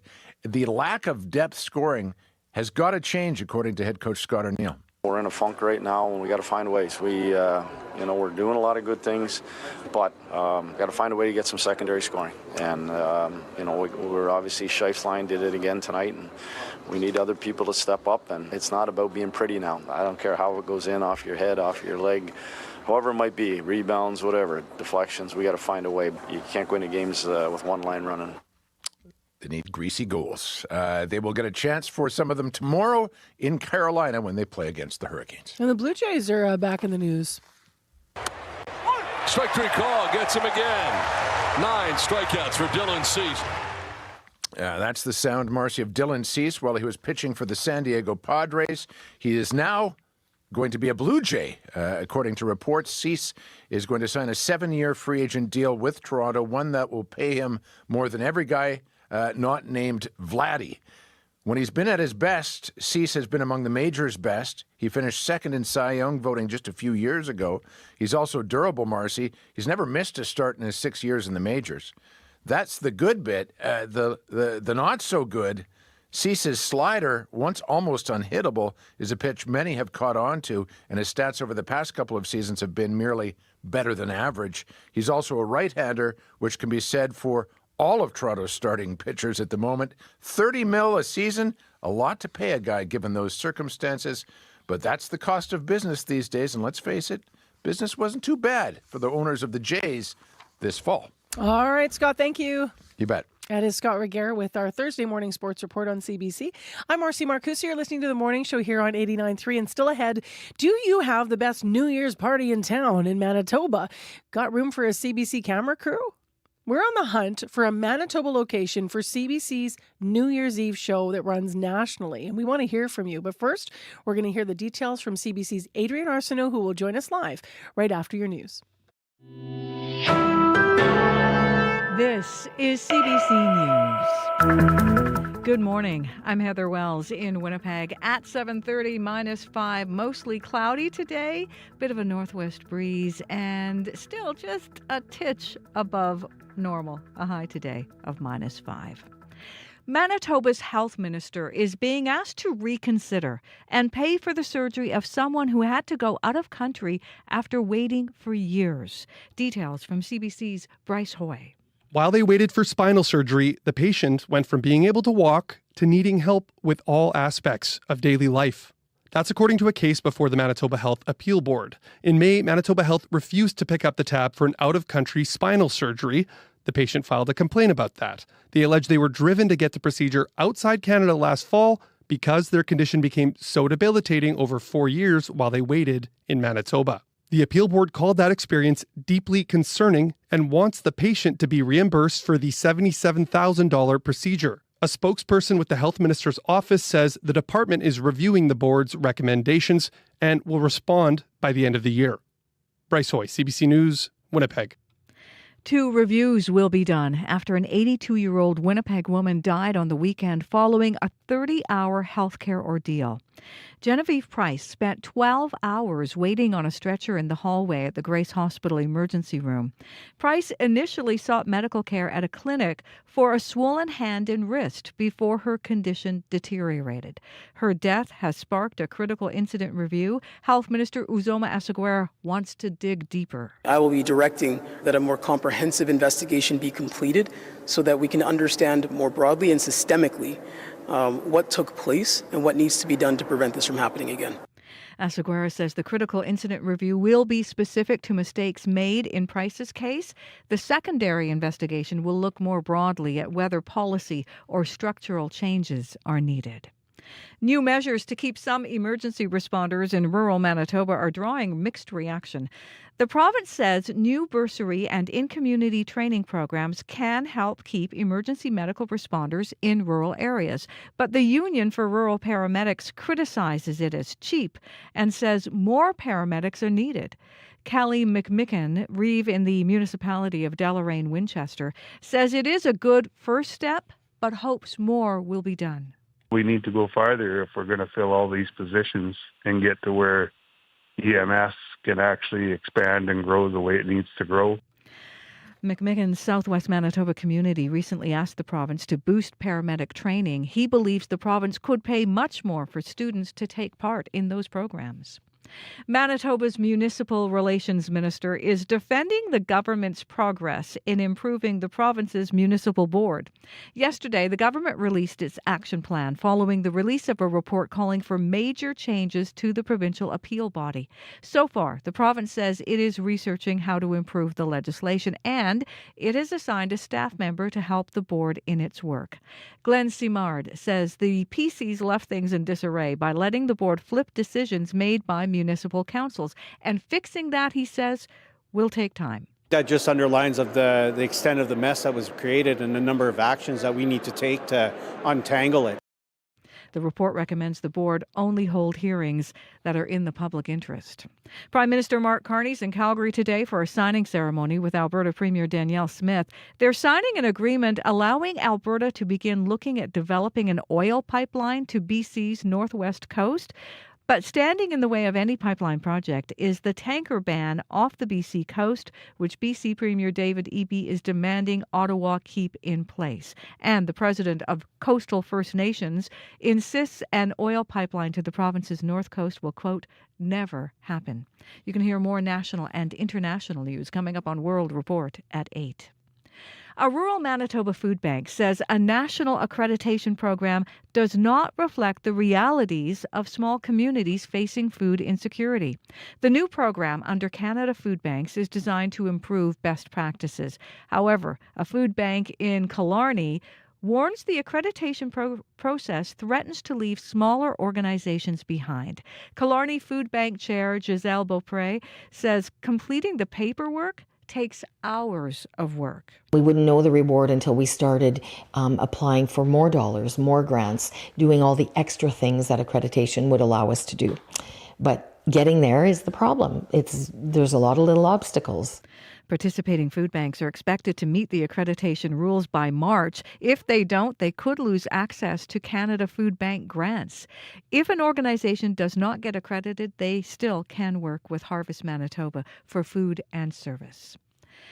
A milestone for a Winnipeg Jet. And they score! That is goal number 100 in the career of Gabe Velarde.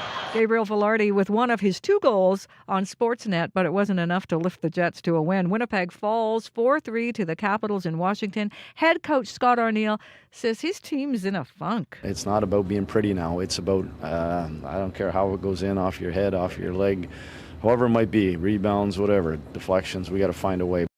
Next up on the road, the Jets face the Carolina Hurricanes tomorrow. You can find more news updated throughout the day at cbc.ca/Manitoba. A goal's a goal's a goal, right? Absolutely. No matter how get it in the net. Ugly it looks. Yeah. You know, you're having a bad season when it's like, it could go off your skate or your head. That's okay. Yeah. You're not practicing that, but all right. Thank you. Thank you. That's Heather Wells in our news department. Let's go to our regional forecast. Here's Abby. Yeah, we have light snow falling at the airport right now. We're seeing -7 there and -5 at the Forks. Breezy northwest winds making it feel like -15 in the city. Our temperatures will be holding steady around -5 for today. In the Pembina Valley region, more than Winkler, Alton, and Morris down to the U.S. border, we're looking at -8, cloudy out there. Your temperature warms up to -4 later. We do have a slim chance of flurries in the forecast. Now we're tracking it west. Brandon, surrounding communities towards Nipawin, you're waking up to much colder temperatures. We're looking at -13s, -14s, and -15s, depending on where you are in the Westman region. Your temperature gets to warm up to about -7. We're looking at the sun trying to make its appearance in that part of the province as we get into the day. And once that happens, you warm up to about -7 later. In the Parkland region, -7, you stay at -7 all day. It's going to be mostly cloudy. Temperature stays at -7 for you. In the Interlake region, -5, warming up to -3 later. Slim chance of flurries in the forecast. The Par, Flin Flon surrounding communities, -9. Light snow falling at this time. It's going to remain cloudy for most of the day. You only warm up to -7 later. While in Thompson and surrounding communities, much colder there, -15 and clear. This part of the sun making its appearance, you only get to warm up to -11. But factoring in the wind chill this morning, it feels like -23 in the Thompson region. For Churchill, -9, blowing snow, light snow in that part of the province with some gusty northwest winds. You see a high around -11 later, and it feels frigid around -24 with the wind chill factored in. But for Winnipeg, we are at -5 now. We're going to stay there for most of the day. All right. Thanks, Abby. Thank you. Let's get into our morning commute with Corey. Yes, so right now it's just that snow that caused some less than ideal conditions just northeast of the city, so around Selkirk, Beausejour, kind of up into the Interlake there on those highways there, talking 44, 8, 9, and 15. So maybe less than ideal, but still drivable. But just heads up there, snowplows are doing their thing around there. Other than that, though, if you do see something going on, if you're walking, biking, driving, it seems like the commute's going fairly smoothly, but you can give me a call if you do see something. That number, 204-788-3093. Well, up next on CBC. In countdown to 10. Nice, quiet, casual evening with 200 of my closest friends. 9, 8. It's our first snow and we are enjoying a lot. 7, 6. This is New Year's in Detta, Northwest Territories. 5, 4. It's -20 degrees. 3, 2, 1. Happy! Sounds like a lot of fun, right? Well, it will be again this year. A little taste of the merriment and mayhem on last year's New Year's Eve show from CBC News all across this country. So this year, the plans are taking shape, but CBC needs some help from you, Manitoba. We need you to be involved. So for more on what we have planned, we are joined by Chief Correspondent Adrienne Arsenault live this morning. Nice to have you on. Hey, nice to talk to you. So what are you guys planning? Oh, so many things. It is such a big country, as we all know. So that means more opportunities for us to celebrate. So like 6 time zones, why not? Why not ring in the New Year 6 times in like every province and every territory? So that's our plan, but it starts with what people are doing in neighborhoods. I remember last year, Winnipeg, there is this fantastic neighborhood where you know the street, where people's front lawns get turned into an ice rink, and it's super sophisticated. Yeah, it's up on Grosvenor, yeah. That's right. Yeah, they have games. They have all sorts of events.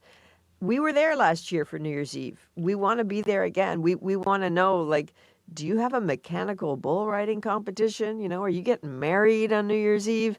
So we want people to let us know now, because what was happening last year, and it was lovely, but during the course of the broadcast, we got 11,000 emails from people saying, hey, this is our family games night. This is us doing cold plunge. And these are fantastic. And we used a lot of these pictures.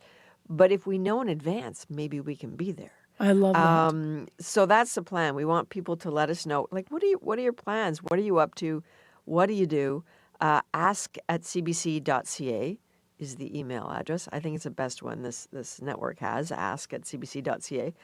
And, you know, maybe we'll get a chance to see some of the things that we don't even know that happen, or just some things that are fantastic, like the Northern Lights up in the north, people doing midnight torch runs on mountains. It's just, this is such a spectacular country, and we're thinking of it as kind of like, this is like our hot chocolate Canada Day. You know what I mean? So a chance for us to sort of be together and then watch how the different ways we ring in the new year. It'll be fun. Lots of music, lots of celebrities, lots of fun.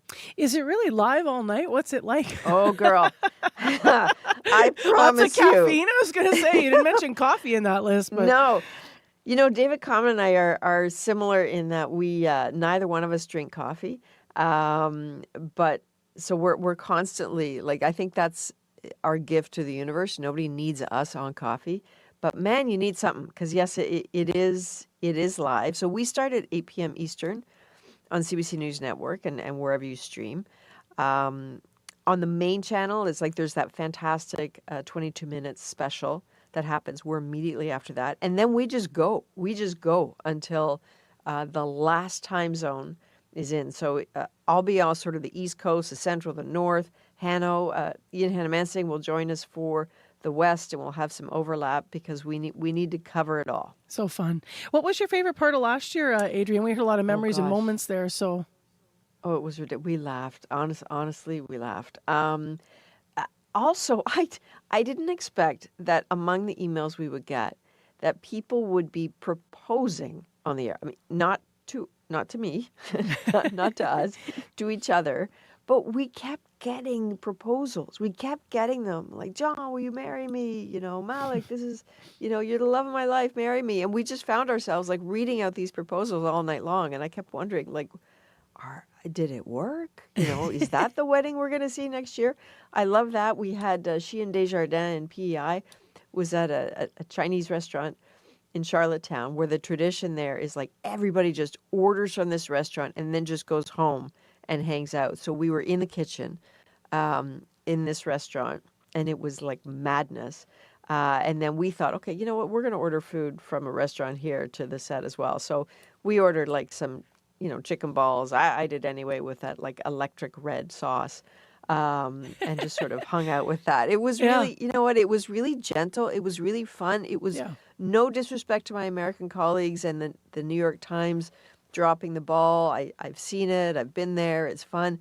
But this was like so Canadian, and it was so gentle, and it was funny, and people were kind, and so we're just doing that amped up. Feels this like year. us. Lots more music. Yeah, it's us. It's us. Thank you for being on and giving us a bit of a tease. Ask at cbc.ca. We'll find you a great location and add some more detail. Adrian, thanks for the time today. Right on. See you then. Take care. That is Adrian Arsenault live with us on CBC. Sheeny and Hannamansing will be the anchors for the New Year's Eve special, but of course, all across the country, coast to coast to coast, live all night long. I can confirm that CBC Manitoba's Chloe Friesen is going to be your host on New Year's Eve here. So where should Chloe be broadcasting from? Come on, Manitoba. We've got a beautiful province, so many places, but we need to do a bit of planning here. So don't be one of those people that last minute says, it would be awesome to have CBC here at our event. Whether big or small, what are you doing? Is it active? Is it beautiful? Is it outside, inside? Is it a Manitoba social? Are you getting married that night? Would you be willing to have the cameras in your space or at your place?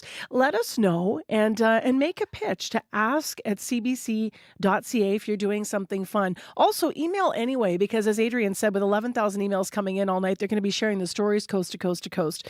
But right now, we really are looking for that awesome location that's going to show off Manitoba and all of what we are here in our province and who we are here in our province. So if you want to be involved and you want CBC there, ask at cbc.ca. Sometimes marketing isn't obvious, like when 40 specialists talk turkey every December, or why a thirsty English band chose a moody name, Nights in white satin. or how an American came to coach a UK soccer football team. I've never met someone that doesn't eat sugar. Hiding in plain sight, it's all marketing on Under the Influence with Terry O'Reilly, Thursday morning at 11:30, 3:30 p.m. in Newfoundland. And on the CBC Listen app. It's 7:46 and coming up after 8. These companies are multi-billion-dollar companies. They're not going to spend millions of dollars if it's not having an impact. A group of Canadian senators has written a letter to Prime Minister Mark Carney to ban all sports betting ads in Canada. And we had that interview yesterday with one of the authors of the letter, one of the senators. Today after 8, that gambling researcher we just heard from is going to join us for his thoughts on this. Also, we're going to hear what happened when CBC's Jim Agapito went out to talk to some people about whether or not they bet on sports and what they think of these ads. Light snow falling in Winnipeg. It is -5 currently. And next on the show, we continue our series about road safety in the city of Winnipeg. We have been gathering a number of different perspectives about what it means to be safe and why it's critical that we do better. One family in our city is grieving the loss of their loved one. John Kopchuk was 68 years old. He died on November 15th.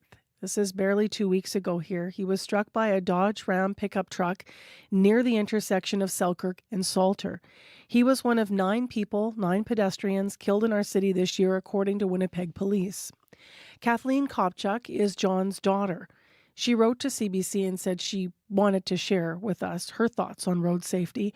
I spoke with her yesterday about what happened and also what concerns her about the state of pedestrian safety in Winnipeg. Hi, Kathleen. I'm so sorry for your loss. Hey, I appreciate the condolence. Tell me why you wanted to speak out today, or rather tell the listeners, because off air you said you're thinking about your father. Well, mostly I wanted to speak out, not just on behalf of my father, but on behalf of all the traffic and the safety and just people, the pedestrians, the kids. It's been a lot, and it's taken a deep toll on, my family, the community. Before I ask you a little bit more about pedestrian safety, I want to ask about your dad, John. What was he like? My dad, he was many things, and he'll be remembered for his strength and his love for his family and the way he can make people feel supported, because he had passion. He had a passion for motorcycles and classic rock, and those things were a big part of who he was. He loved his granddaughter very much, and she meant the world to him. Their bond was something really special. He was an old soul who showed tough love, and it always came from a place of caring. People who knew him, they would understand that about him. And it was sudden, and it was a heartbreaking loss that we're still processing. And I appreciate the community support during this heart-wrenching time for my family and I. How old is his granddaughter? She's 9 years old. 9. I heard your dad was a bit of a collector. Was that the motorcycles or something else? He was a collector of many things. He collected anything from old comics to old cards to jewelry to just the most, like old school Disney things that they're just one of a kind, like only 25 of them were made or something. I also heard he liked to barbecue, maybe, or attend barbecues. We love to throw on a good barbecue for the community and everyone around him. Everybody always knew that my dad was the place to go if you were hungry. Like me, I grew up in Marymount as well, and some of the girls in Marymount, it was nice to see that my dad reached out, because he knew that some of the girls there didn't have families to come to them and visit, so he didn't want them to feel left out. So when he come to visit me, he would bring things for all the other girls to make them feel special. Gosh. And that's just the kind of guy he was. Yeah. Sorry. No, don't be sorry. Don't be. I was just going to say that speaks so much about his character as you're talking about him. It's not just a loss for your family. This is a loss of a person who cared about others in community. And with that example, that's clear. Sorry. No, take your time. Like I said, this is I really honestly few of us can imagine. Although, as you said, some families can. I don't understand why the police are taking so long with this.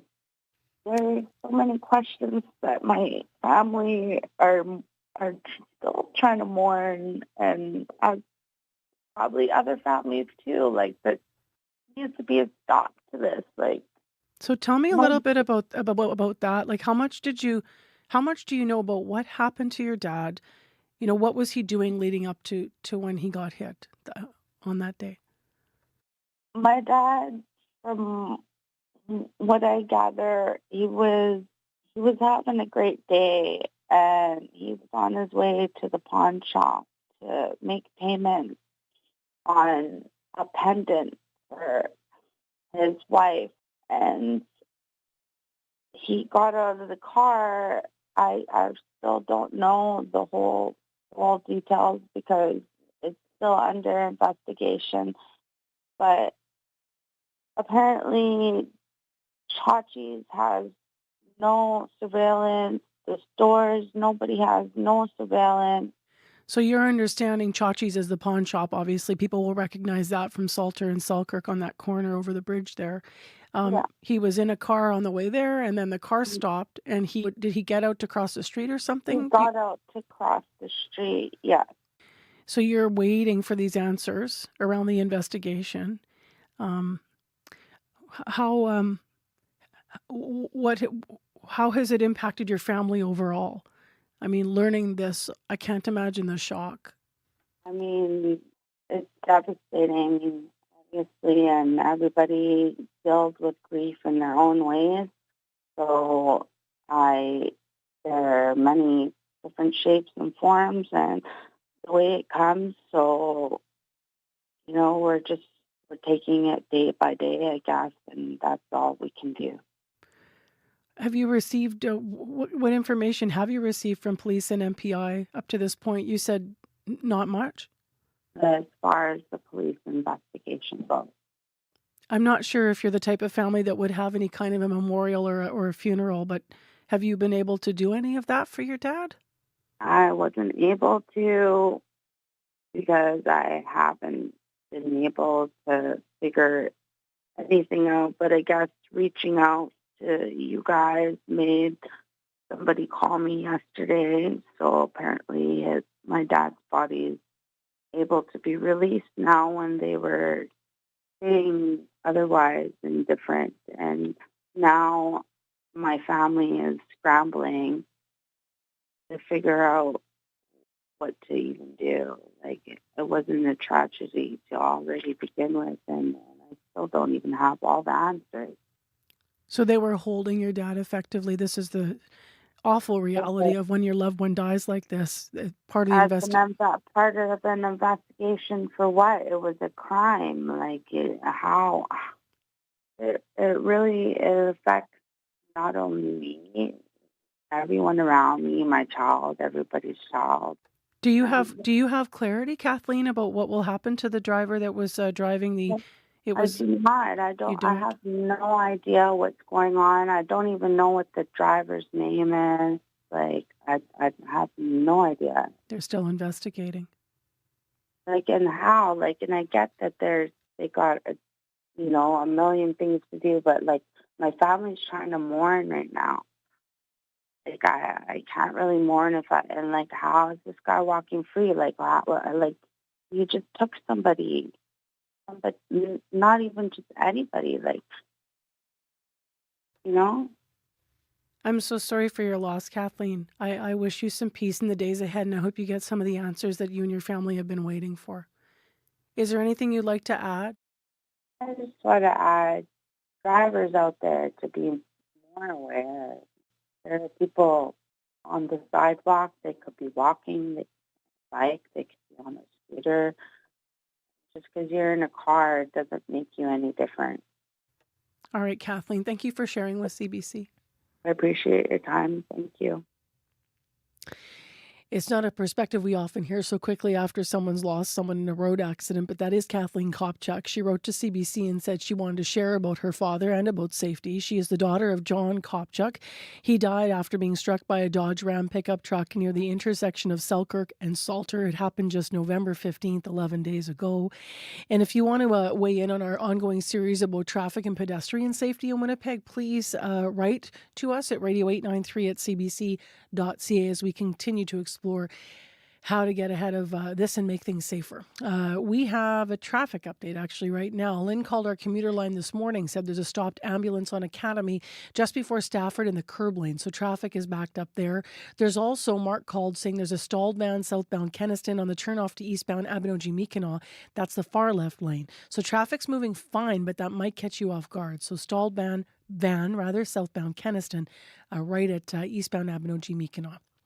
It is now time to dip into headlines, and we'll get into weather in the next half hour. But with headlines first, here is Heather Wells. Good morning. Well, 2 reviews will be done after an 82-year-old Winnipeg woman died on the weekend following a 30-hour healthcare ordeal.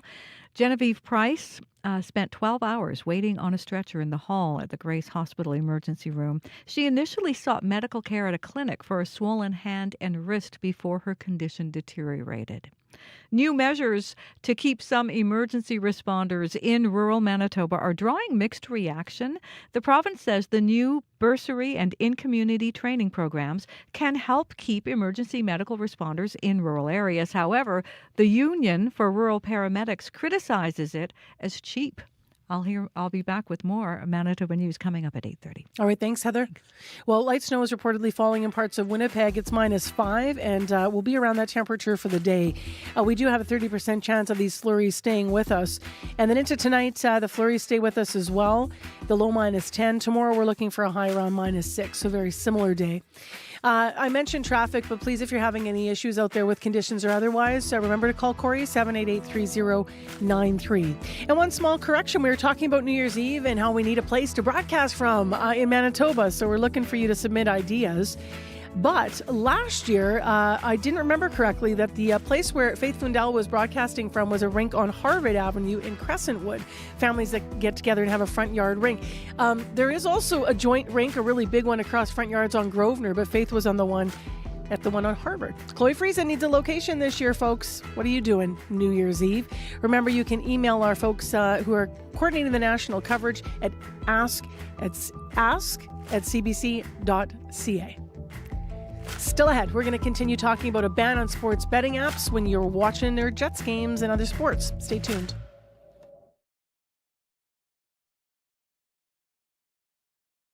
On Q. Jacob Tierney is the writer and director behind shows like Letterkenny and Shoresy, but his new show is an adaptation of a romance novel about a love story between 2 professional hockey players. Jacob will be here to tell you what drew him to the story and why he chose not to skimp on the sex scenes. It's a love story, and that they get to be in love. Q with Tom Power. This morning at 10:30 in Newfoundland, and on CBC Listen, or wherever you get your podcasts. The CBC News is next. Coming up in half an hour, it's The Current with Matt Galloway. Bob Rae has left his post as Canada's ambassador to the United Nations after a long political career and at a time of upheaval in this world. Bob Rae on where the world is going and what he sees as Canada's place in that world, coming up on The Current. This is World Report. Good morning. I'm Marcia Young. Prime Minister Mark Carney is in Calgary today for an expected energy announcement with Alberta. The Memorandum of Understanding is intended to clear the way for a new oil pipeline to the West Coast. This agreement is meant to end years of political fighting, but one crucial piece remains missing: a private company willing to step forward and build the line. The CBC's Paulo Dehacek has reaction from the Alberta oil patch. Everybody nationally might look at this as a champagne popping opportunity, but for us, a lot has to happen in order for us to see progress. Gurpreet Lail is CEO of Inserva, which represents oil patch service companies. For years, the oil and gas industry has complained federal rules have made it too difficult for companies to build new projects. The MOU between Alberta and Ottawa is seen as a step in the right direction. Still, they're not opening the bubbly just yet. We might, toast with a glass of wine. John Gorman, vice president with Halliburton in Canada, says to get a new pipeline off the ground, there's still a major piece of the puzzle that's missing. A company that wants to do it would be one. Randy Ohlenberger, an analyst with BMO Capital Markets, says companies are likely still thinking about the Trans Mountain pipeline expansion. Costs ballooned from an estimated $7.3 billion to more than $34 billion.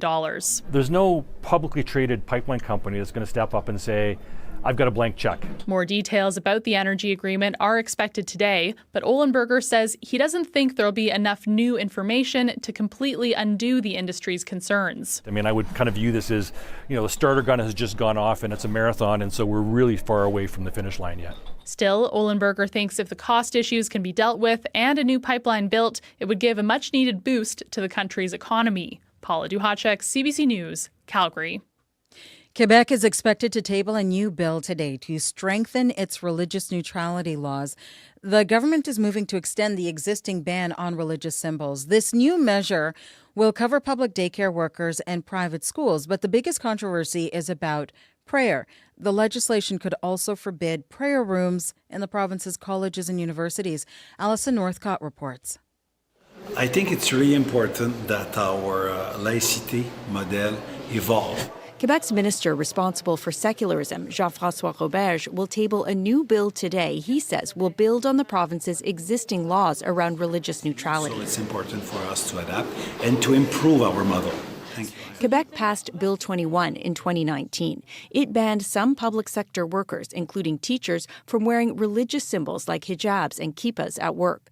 The new bill will extend to private schools and public daycare workers, too, with an exception for people hired before March of this year. Radio-Canada has learned it will include a ban on public prayer and on prayer rooms at colleges and universities. This proposed legislation would be an unprecedented assault on fundamental freedom. Harini Sivalingam with the Canadian Civil Liberties Association says the bill would infringe on religious freedoms, freedom of expression, and peaceful assembly. And this is just another desperate move by the government that is floundering in the poll. These measures are based on a distorted view of what secularism is that puts everyone's rights and freedom in Quebec in grave danger. The Quebec government says its bill will be ambitious but moderate. It will be tabled later this morning. Alison Northcott, CBC News, Montreal. 65 people are now confirmed dead in the fire that consumed an apartment complex in Hong Kong, but close to 300 others are missing. Many of the 4,800 residents are elderly people. We bought this apartment more than 20 years ago, says this woman. There's nothing left. What are we supposed to do, she asks. Authorities say fires in 4 of the buildings are out. The remaining 3 towers are under control. The complex had been under renovation. My World Report co-host John Northcott joins me now with the latest. And John, this is Hong Kong's deadliest fire in decades. What might have caused it?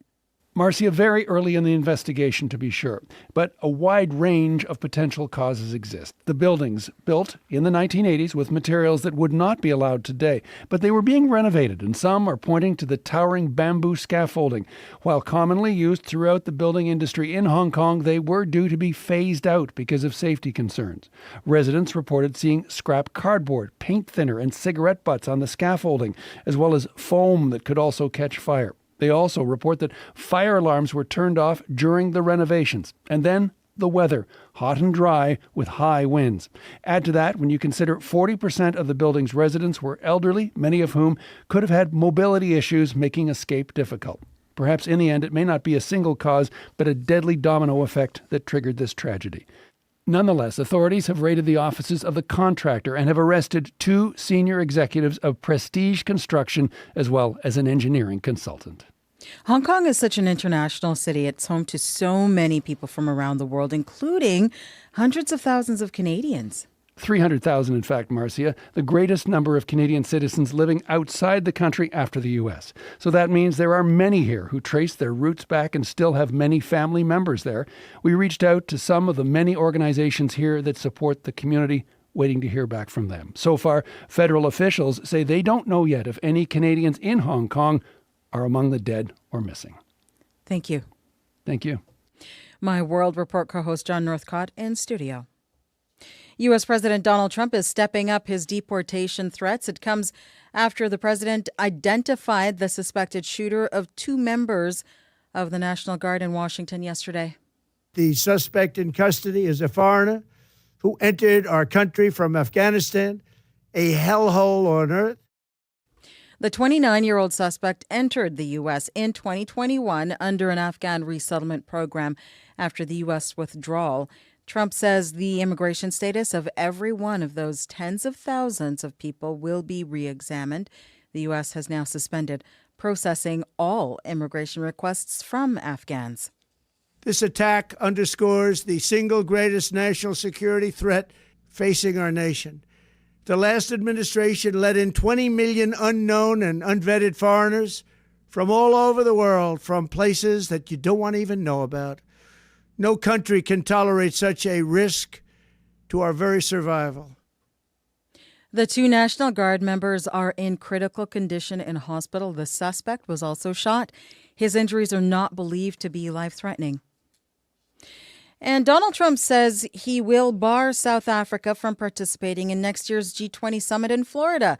The president is angry that South Africa did not officially hand the chair to a U.S. government representative at the end of the recent summit in Johannesburg. The U.S. boycotted that G20. Trump says it was to protest the violent persecution of white Afrikaners, a claim that is unsubstantiated. South African President Cyril Ramaphosa said handing off the chair to a junior U.S. chargé d'affaires is a breach of protocol. Wildlife is paying a high price for the thousands of kilometers of railways crisscrossing BC's forests. Big mammals are being killed in rail collisions. The land is home to moose, bighorn sheep, and grizzly bears. This data comes from a new CBC investigation. It was produced in partnership with the Narwhal and the Global Reporting Center. CBC's Jackie McKay is one of the journalists on this story. It was pretty shocking to come here and find 4 dead grizzly bears. Wildlife scientist Clayton Lamb stands under a rail bridge where the animals were killed. But it's something he has seen before, tracking animals using wildlife collars in the Elk Valley of southeastern BC for more than a decade. The true extent of the carnage is hard to know. Journalists at the Narwhal publication filed a Freedom of Information request to the BC government and shared the responses with CBC. Data shows that CN Railway reported 340 wildlife collision incidents between 2020 and 2023. Canadian Pacific Kansas City Railway Company's data shows at least 182 animals in the Kootenays were hit on its rails between 2022 and 2023. There's costs of having people on the landscape and doing things to wildlife, but I think it feels better when everybody's trying to make it better for wildlife. Biologist Colleen St. Clair has studied the problem around Banff. She says the best thing trains could do is slow down. Places where they know that collisions are more likely. St. Clair also worked on a warning device that flashes lights and beeps to let animals know a train is coming. It found that large animals left the tracks 6 seconds earlier, but the rails aren't using the device. In a statement, CPKC says it prioritizes practical mitigation strategies. CN says the company is actively evaluating a range of detection devices. Jackie McKay, CBC News, Elk Valley, BC. That is the latest national and international news from World Report. I'm Marcia Young.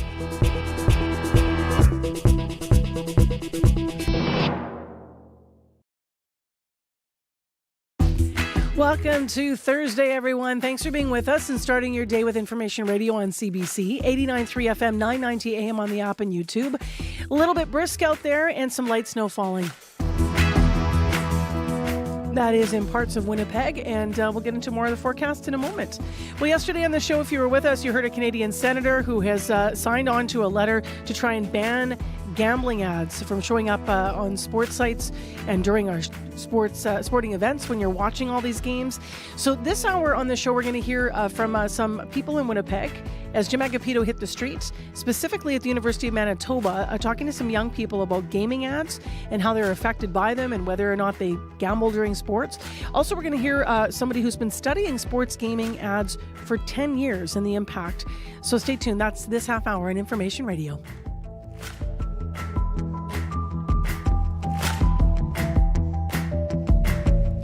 First, though, to some developments and stories in Manitoba. Heather Wells is back, and she's here with headlines. Good morning. Well, a couple of fires in high-rises in Winnipeg had some residents sheltering in place. The first fire happened late last night in the 700 block of Sargent Avenue. The second was early this morning, just before 4, at a 10-story high-rise in the 1300 block of Taylor. In both cases, crews arrived to heavy smoke, but no one was hurt in either fire. We'll hear more about that coming up. As well, a rural Manitoba food bank says a national accreditation program does not reflect the realities of small communities facing food insecurity. We'll hear about that story as well coming up in our next local news at 8:30. All right. Thanks very much, Heather. Thank you. Abby, how's the weather? And overcast across the province this morning. Chance of light flurries down south, while the northern part really feeling that bite of fresh winter breeze up there. Winnipeg, we are at -5. We're going to stay there for most of the day. Expect this mainly cloudy conditions to push that light breezy northwest winds to come your way, and the temperatures holding steady around -5. Similar conditions we're seeing across board except for Brandon, where we're around -13 this morning down south. Up north, we're seeing the wind chill around -23. All right. Thanks, Abby. Thank you. The morning commute. Corey, what's it like? Heard earlier about an ambulance that was blocking that right curb lane on Academy just before Stafford. That is now clear. Just got a call from a commuter. Though there may still be an issue southbound Kenaston, right when you're about to turn off onto eastbound Abinogi-Mikana. Heard from Mark there was a stalled minivan in that far left lane. Traffic was still moving smoothly, but it might just catch you off guard, so heads up there. Other than that, it's been a pretty smooth commute overall. Might be a little bit snowy on the highways just northeast of Winnipeg, around Selkirk, Beausejour, up just into the kind of south part of the Interlake there. But if you do see something going on and you want to give me a call, you can give me a call on the CBC commuter line. That number 204-788-3093.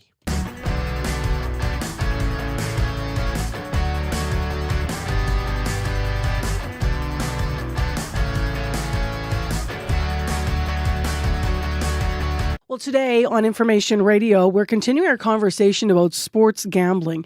A group of Canadian senators are calling for a ban on all sports betting ads in Canada, and it's the ads that are the issue. A letter addressed to the Prime Minister, signed by more than 40 senators, is calling for a complete ban on all sports gambling ads. Last year, CBC Marketplace reported that during a broadcast, gambling ads were on screen about 20% of the time. Yesterday, I spoke with Senator Marty Deakin, who represents Waterloo, Ontario. She's one of the authors of the letter. When we look across the country, it's a patchwork. We have alcohol and tobacco have national advertising regulations. Why would sport betting be an exception when the harms continue to be improving? Our celebrities are still out there. Our kids love these celebrities, even though there's a statement at the end. They are very, very hooked into the belief of success. That was Senator Marty Deakin speaking yesterday on Information Radio. So how big of an issue is sports gambling in Canada? We're going to have a wider look in a moment. But first, we sent CBC's Jim Agapito to ask you on the streets of Winnipeg your thoughts. I'm Dylan Kendrick Aloso. I'm curious, do you think sports betting in Canada is a problem? Oh, it definitely is. Definitely is. The prediction market as a whole is a very big problem, as it is. It shows to be a way to make money. However, you could easily lose much more than you earn, right? So the upsides are infinite, but the downsides are also infinite, right?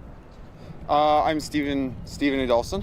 I think it goes to a greater issue of there's a desperation for making ends meet. You know, it's difficult, and so gambling is high risk, high reward. Some people are willing to take that risk.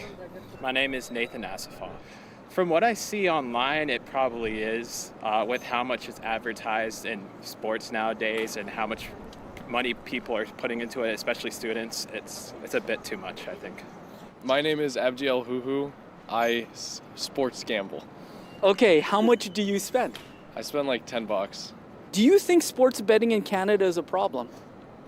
I mean, for some people, but like I consider myself smarter with it. I've set the limit my deposit limit is $10. I mean, if you do it properly and you within your like financial limits, for sure, it's not bad. Do you bet on sports? I have in the past, yes. Okay, how much were you spending when you did? I did around 300, 400. Like a month or a year? I'd say around a month, yeah. Why did you decide to stop? Well, I realized I was losing a lot more money than I was making, and I didn't really know what I was doing, so I went to other forms of gambling.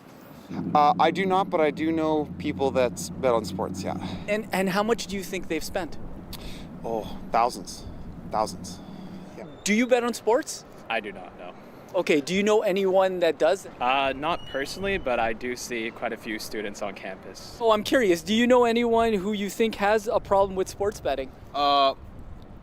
Personally, no, but I have seen like horror stories where people have lost their life savings, lots of money, just gambling away, right? I wouldn't say a problem, because they don't do it all the time. However, the limits, like the amount that they're probably spending is probably more than they're comfortable with and able to like depart with. So how do you feel about ads during sporting events? Ads during for gambling? It's become so much where like they'll put like entire like overlays based on like odds or like how much someone will score during a certain game. It's the incentive to get gambling in the mainstream has become way too much, where it's just harming society in general and sports fans. So it's not a good thing at all. Oh, it's somewhat manipulative, right?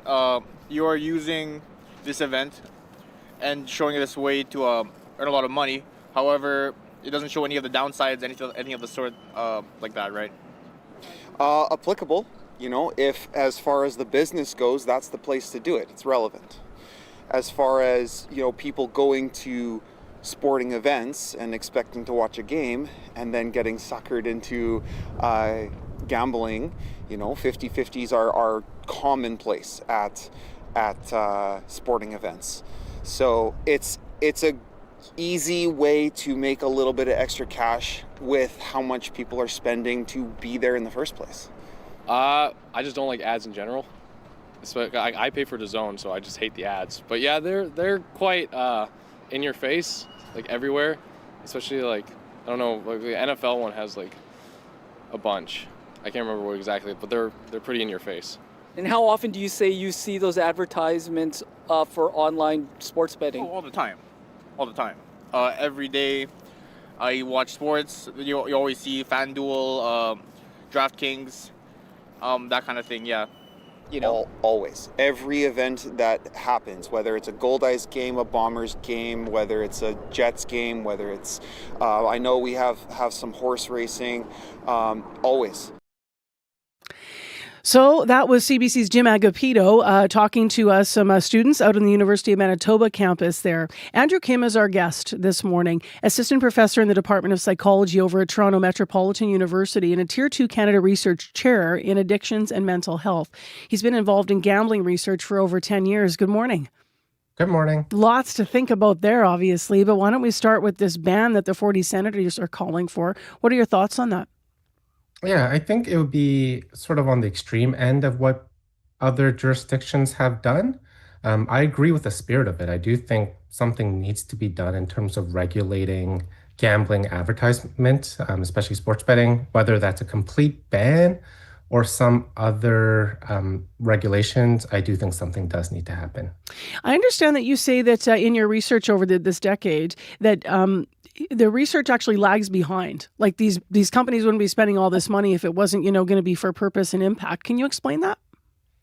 Yeah, so this is just the realities of academic research, is that it takes a long time to conduct really strong, robust research. From start to finish, it can take anywhere from a year to 2 years.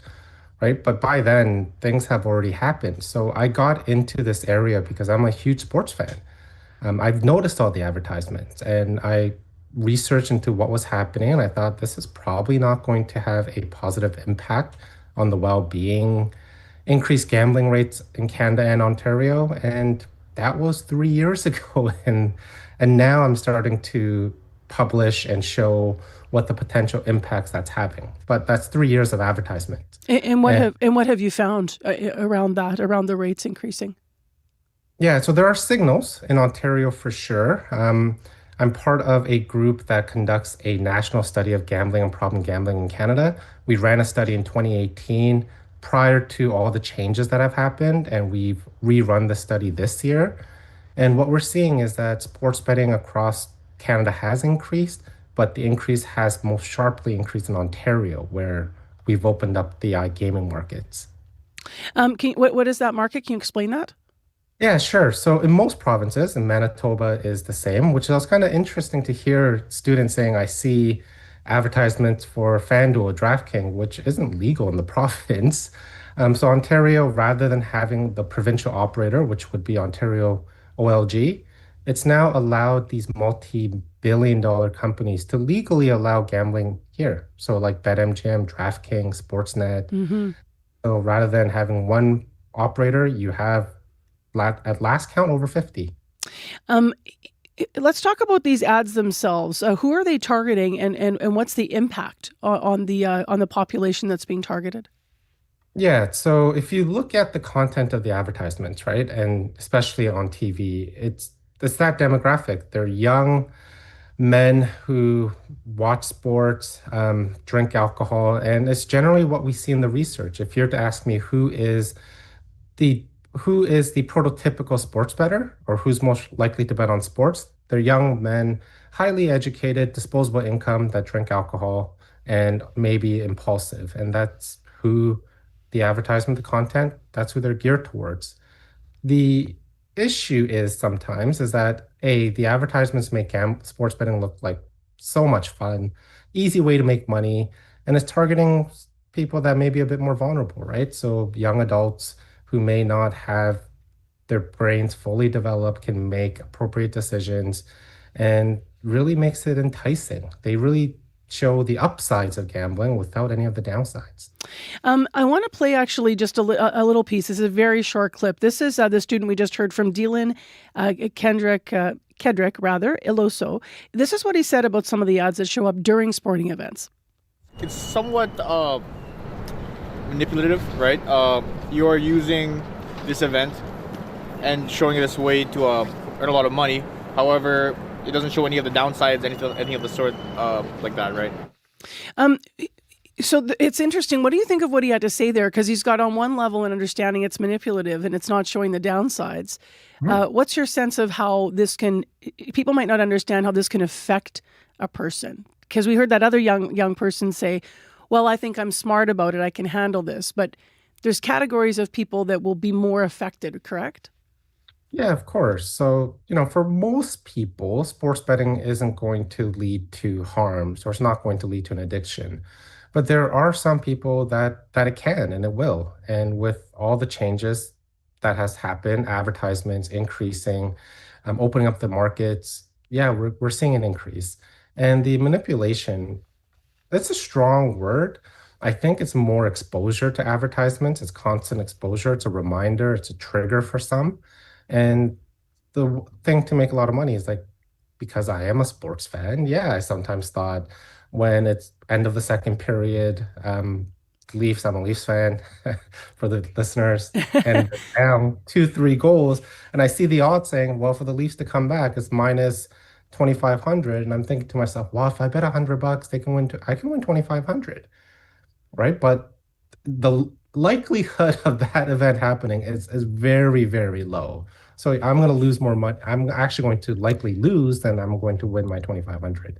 The psychological nature of gambling is you're addicted to the highs, right? You're addicted to the emotional highs and lows, even though we always talk about the money, and the money's sort of the lure, from what I understand from past interviews.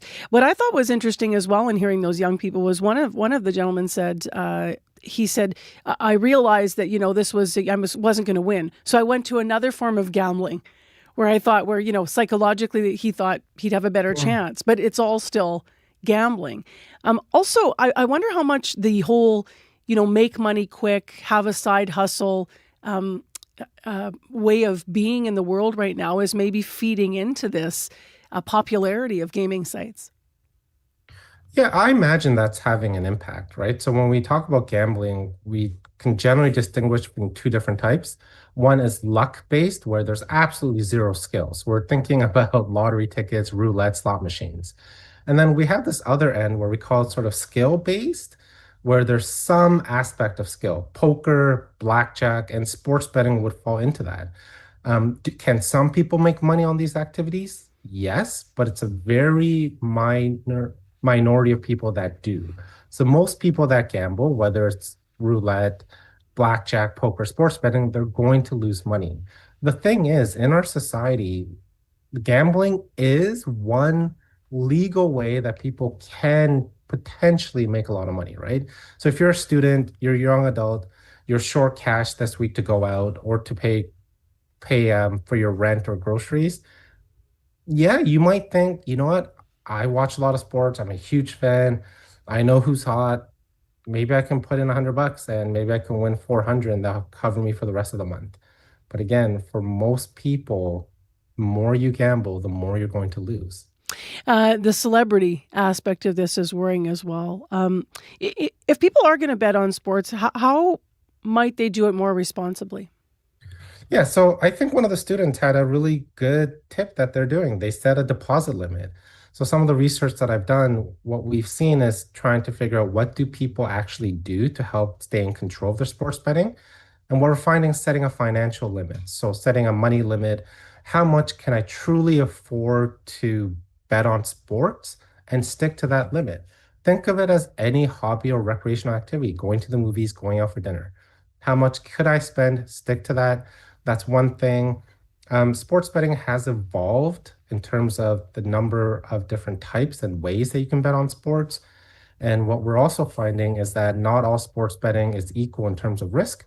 So there's something called in-play betting, where you can make theoretically hundreds of bets during a single game, not just on who's going to win, but a lot of events that can happen within a game. You like your example about the goal in third period. Exactly. Who's going to score the next goal? Who's going to take the next penalty? And what we're finding is that engaging in those type of bets, those in-play bets, has been associated with greater problems, greater amount of money spent. So if you're going to bet on sports, set a limit, make your bets before the game, and then put your phone away. Just enjoy the sport for what it is. What we're also finding is that if you drink alcohol and bet on sports, that's a high-risk mix. You're going to spend more money, you're going to make more impulsive bets, and it's going to be leading to more harms. Andrew Kim, thank you for all of this and good luck with your Leafs. Not betting on them, but just their season. And take care. Yeah, thanks for your time. well. Thank you for your time this morning on CBC. My pleasure. Andrew Kim has been with us, the assistant professor in the Department of Psychology at Toronto Metropolitan University and a Tier 2 Canada Research Chair in Addictions and Mental Health. Well, this conversation is going to keep going. So if you're thinking right now, I want to weigh in, I have something to share, I've learned something, or I think these ads should be banned or not, the question on Radio Noon's call-in today between 12:30 and 1 is, should gambling ads be limited during sporting events? So should there be a change there? Julie Buckingham is hosting the show today for Marge, and you can weigh in between 12:30 and 1 o'clock on Radio Noon.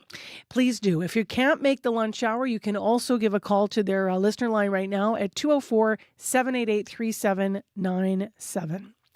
Well, some time to thank the folks that worked on today's show. Nellie Gonzalez is the show's producer in our current affairs unit. Leif Larson is the senior producer of audio at CBC Manitoba. Our Studio 15 crew, Corey Funk, Abby Adiemi, and Darren Marash for our is our YouTube producer.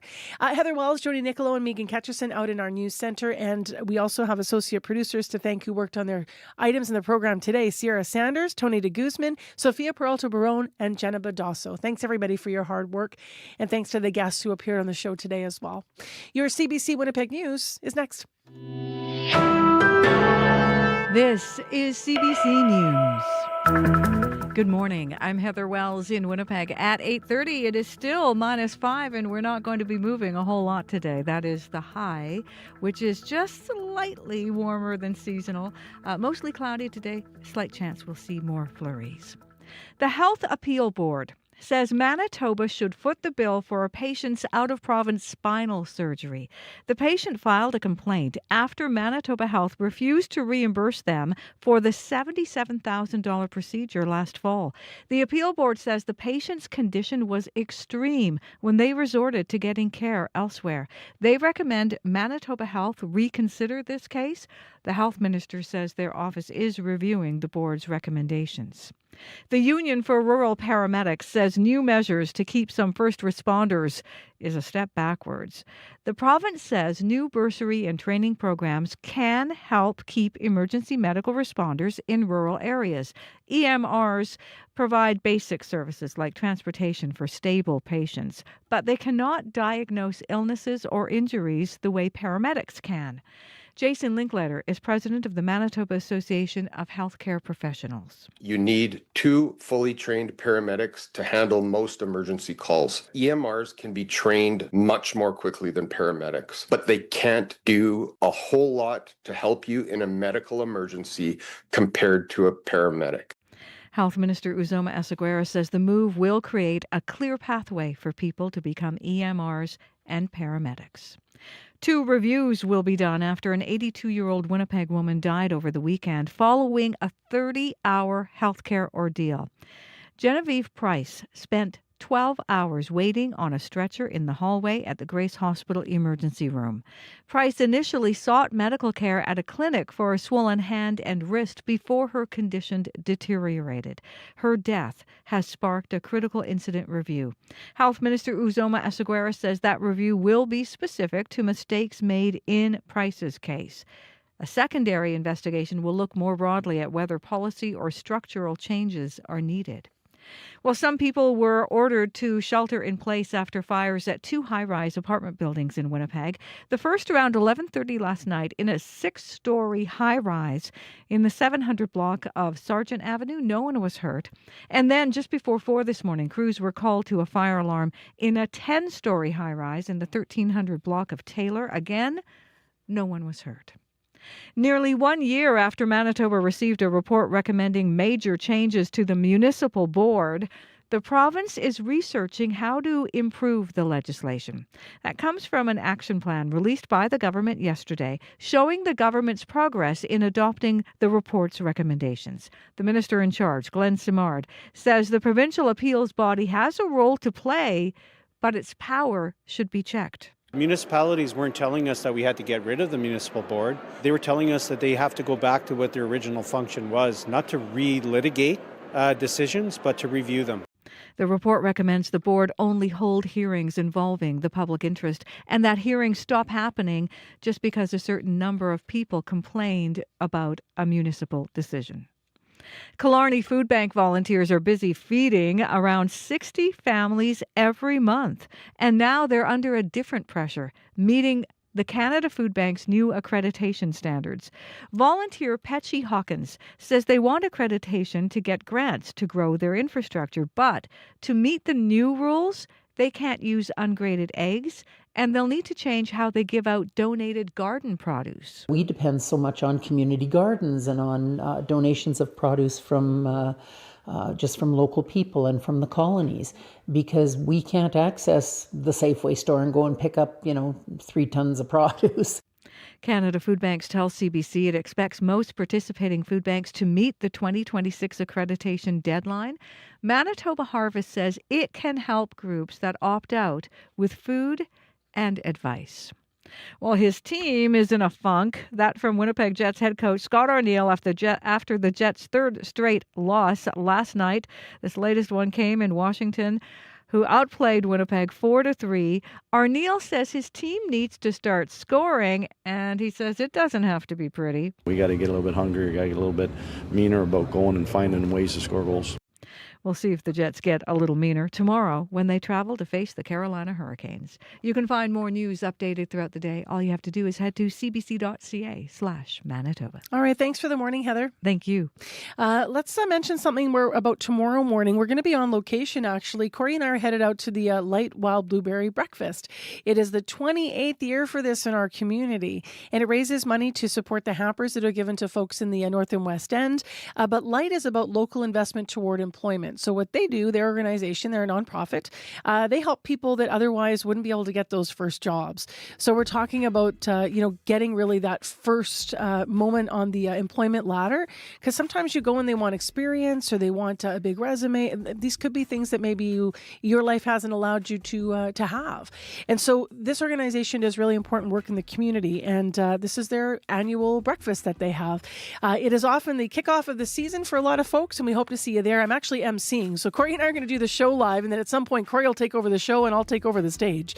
So where is it? 591 Pritchard Avenue, the restored Ukrainian Labor Temple tomorrow, and it runs from 8 until 11 a.m., but the doors will be open as of 6, and we're going to be setting up in there for our show. So we will be on location, and maybe we'll see you there for some pancakes and some entertainment. Abby, a last look at the forecast. One thing I know for sure, winter is firmly in place in the northern part of the province with a wind chill already in the -20s, while down south we're seeing -13 in Brandon. Most of the regions will see highs around -5. Take it easy out there. Watch out for pedestrians as the road starts getting slippery. All right. Thanks, Abby. Thank you. Take care, everybody. Have a great rest of your Thursday. We'll talk to you tomorrow.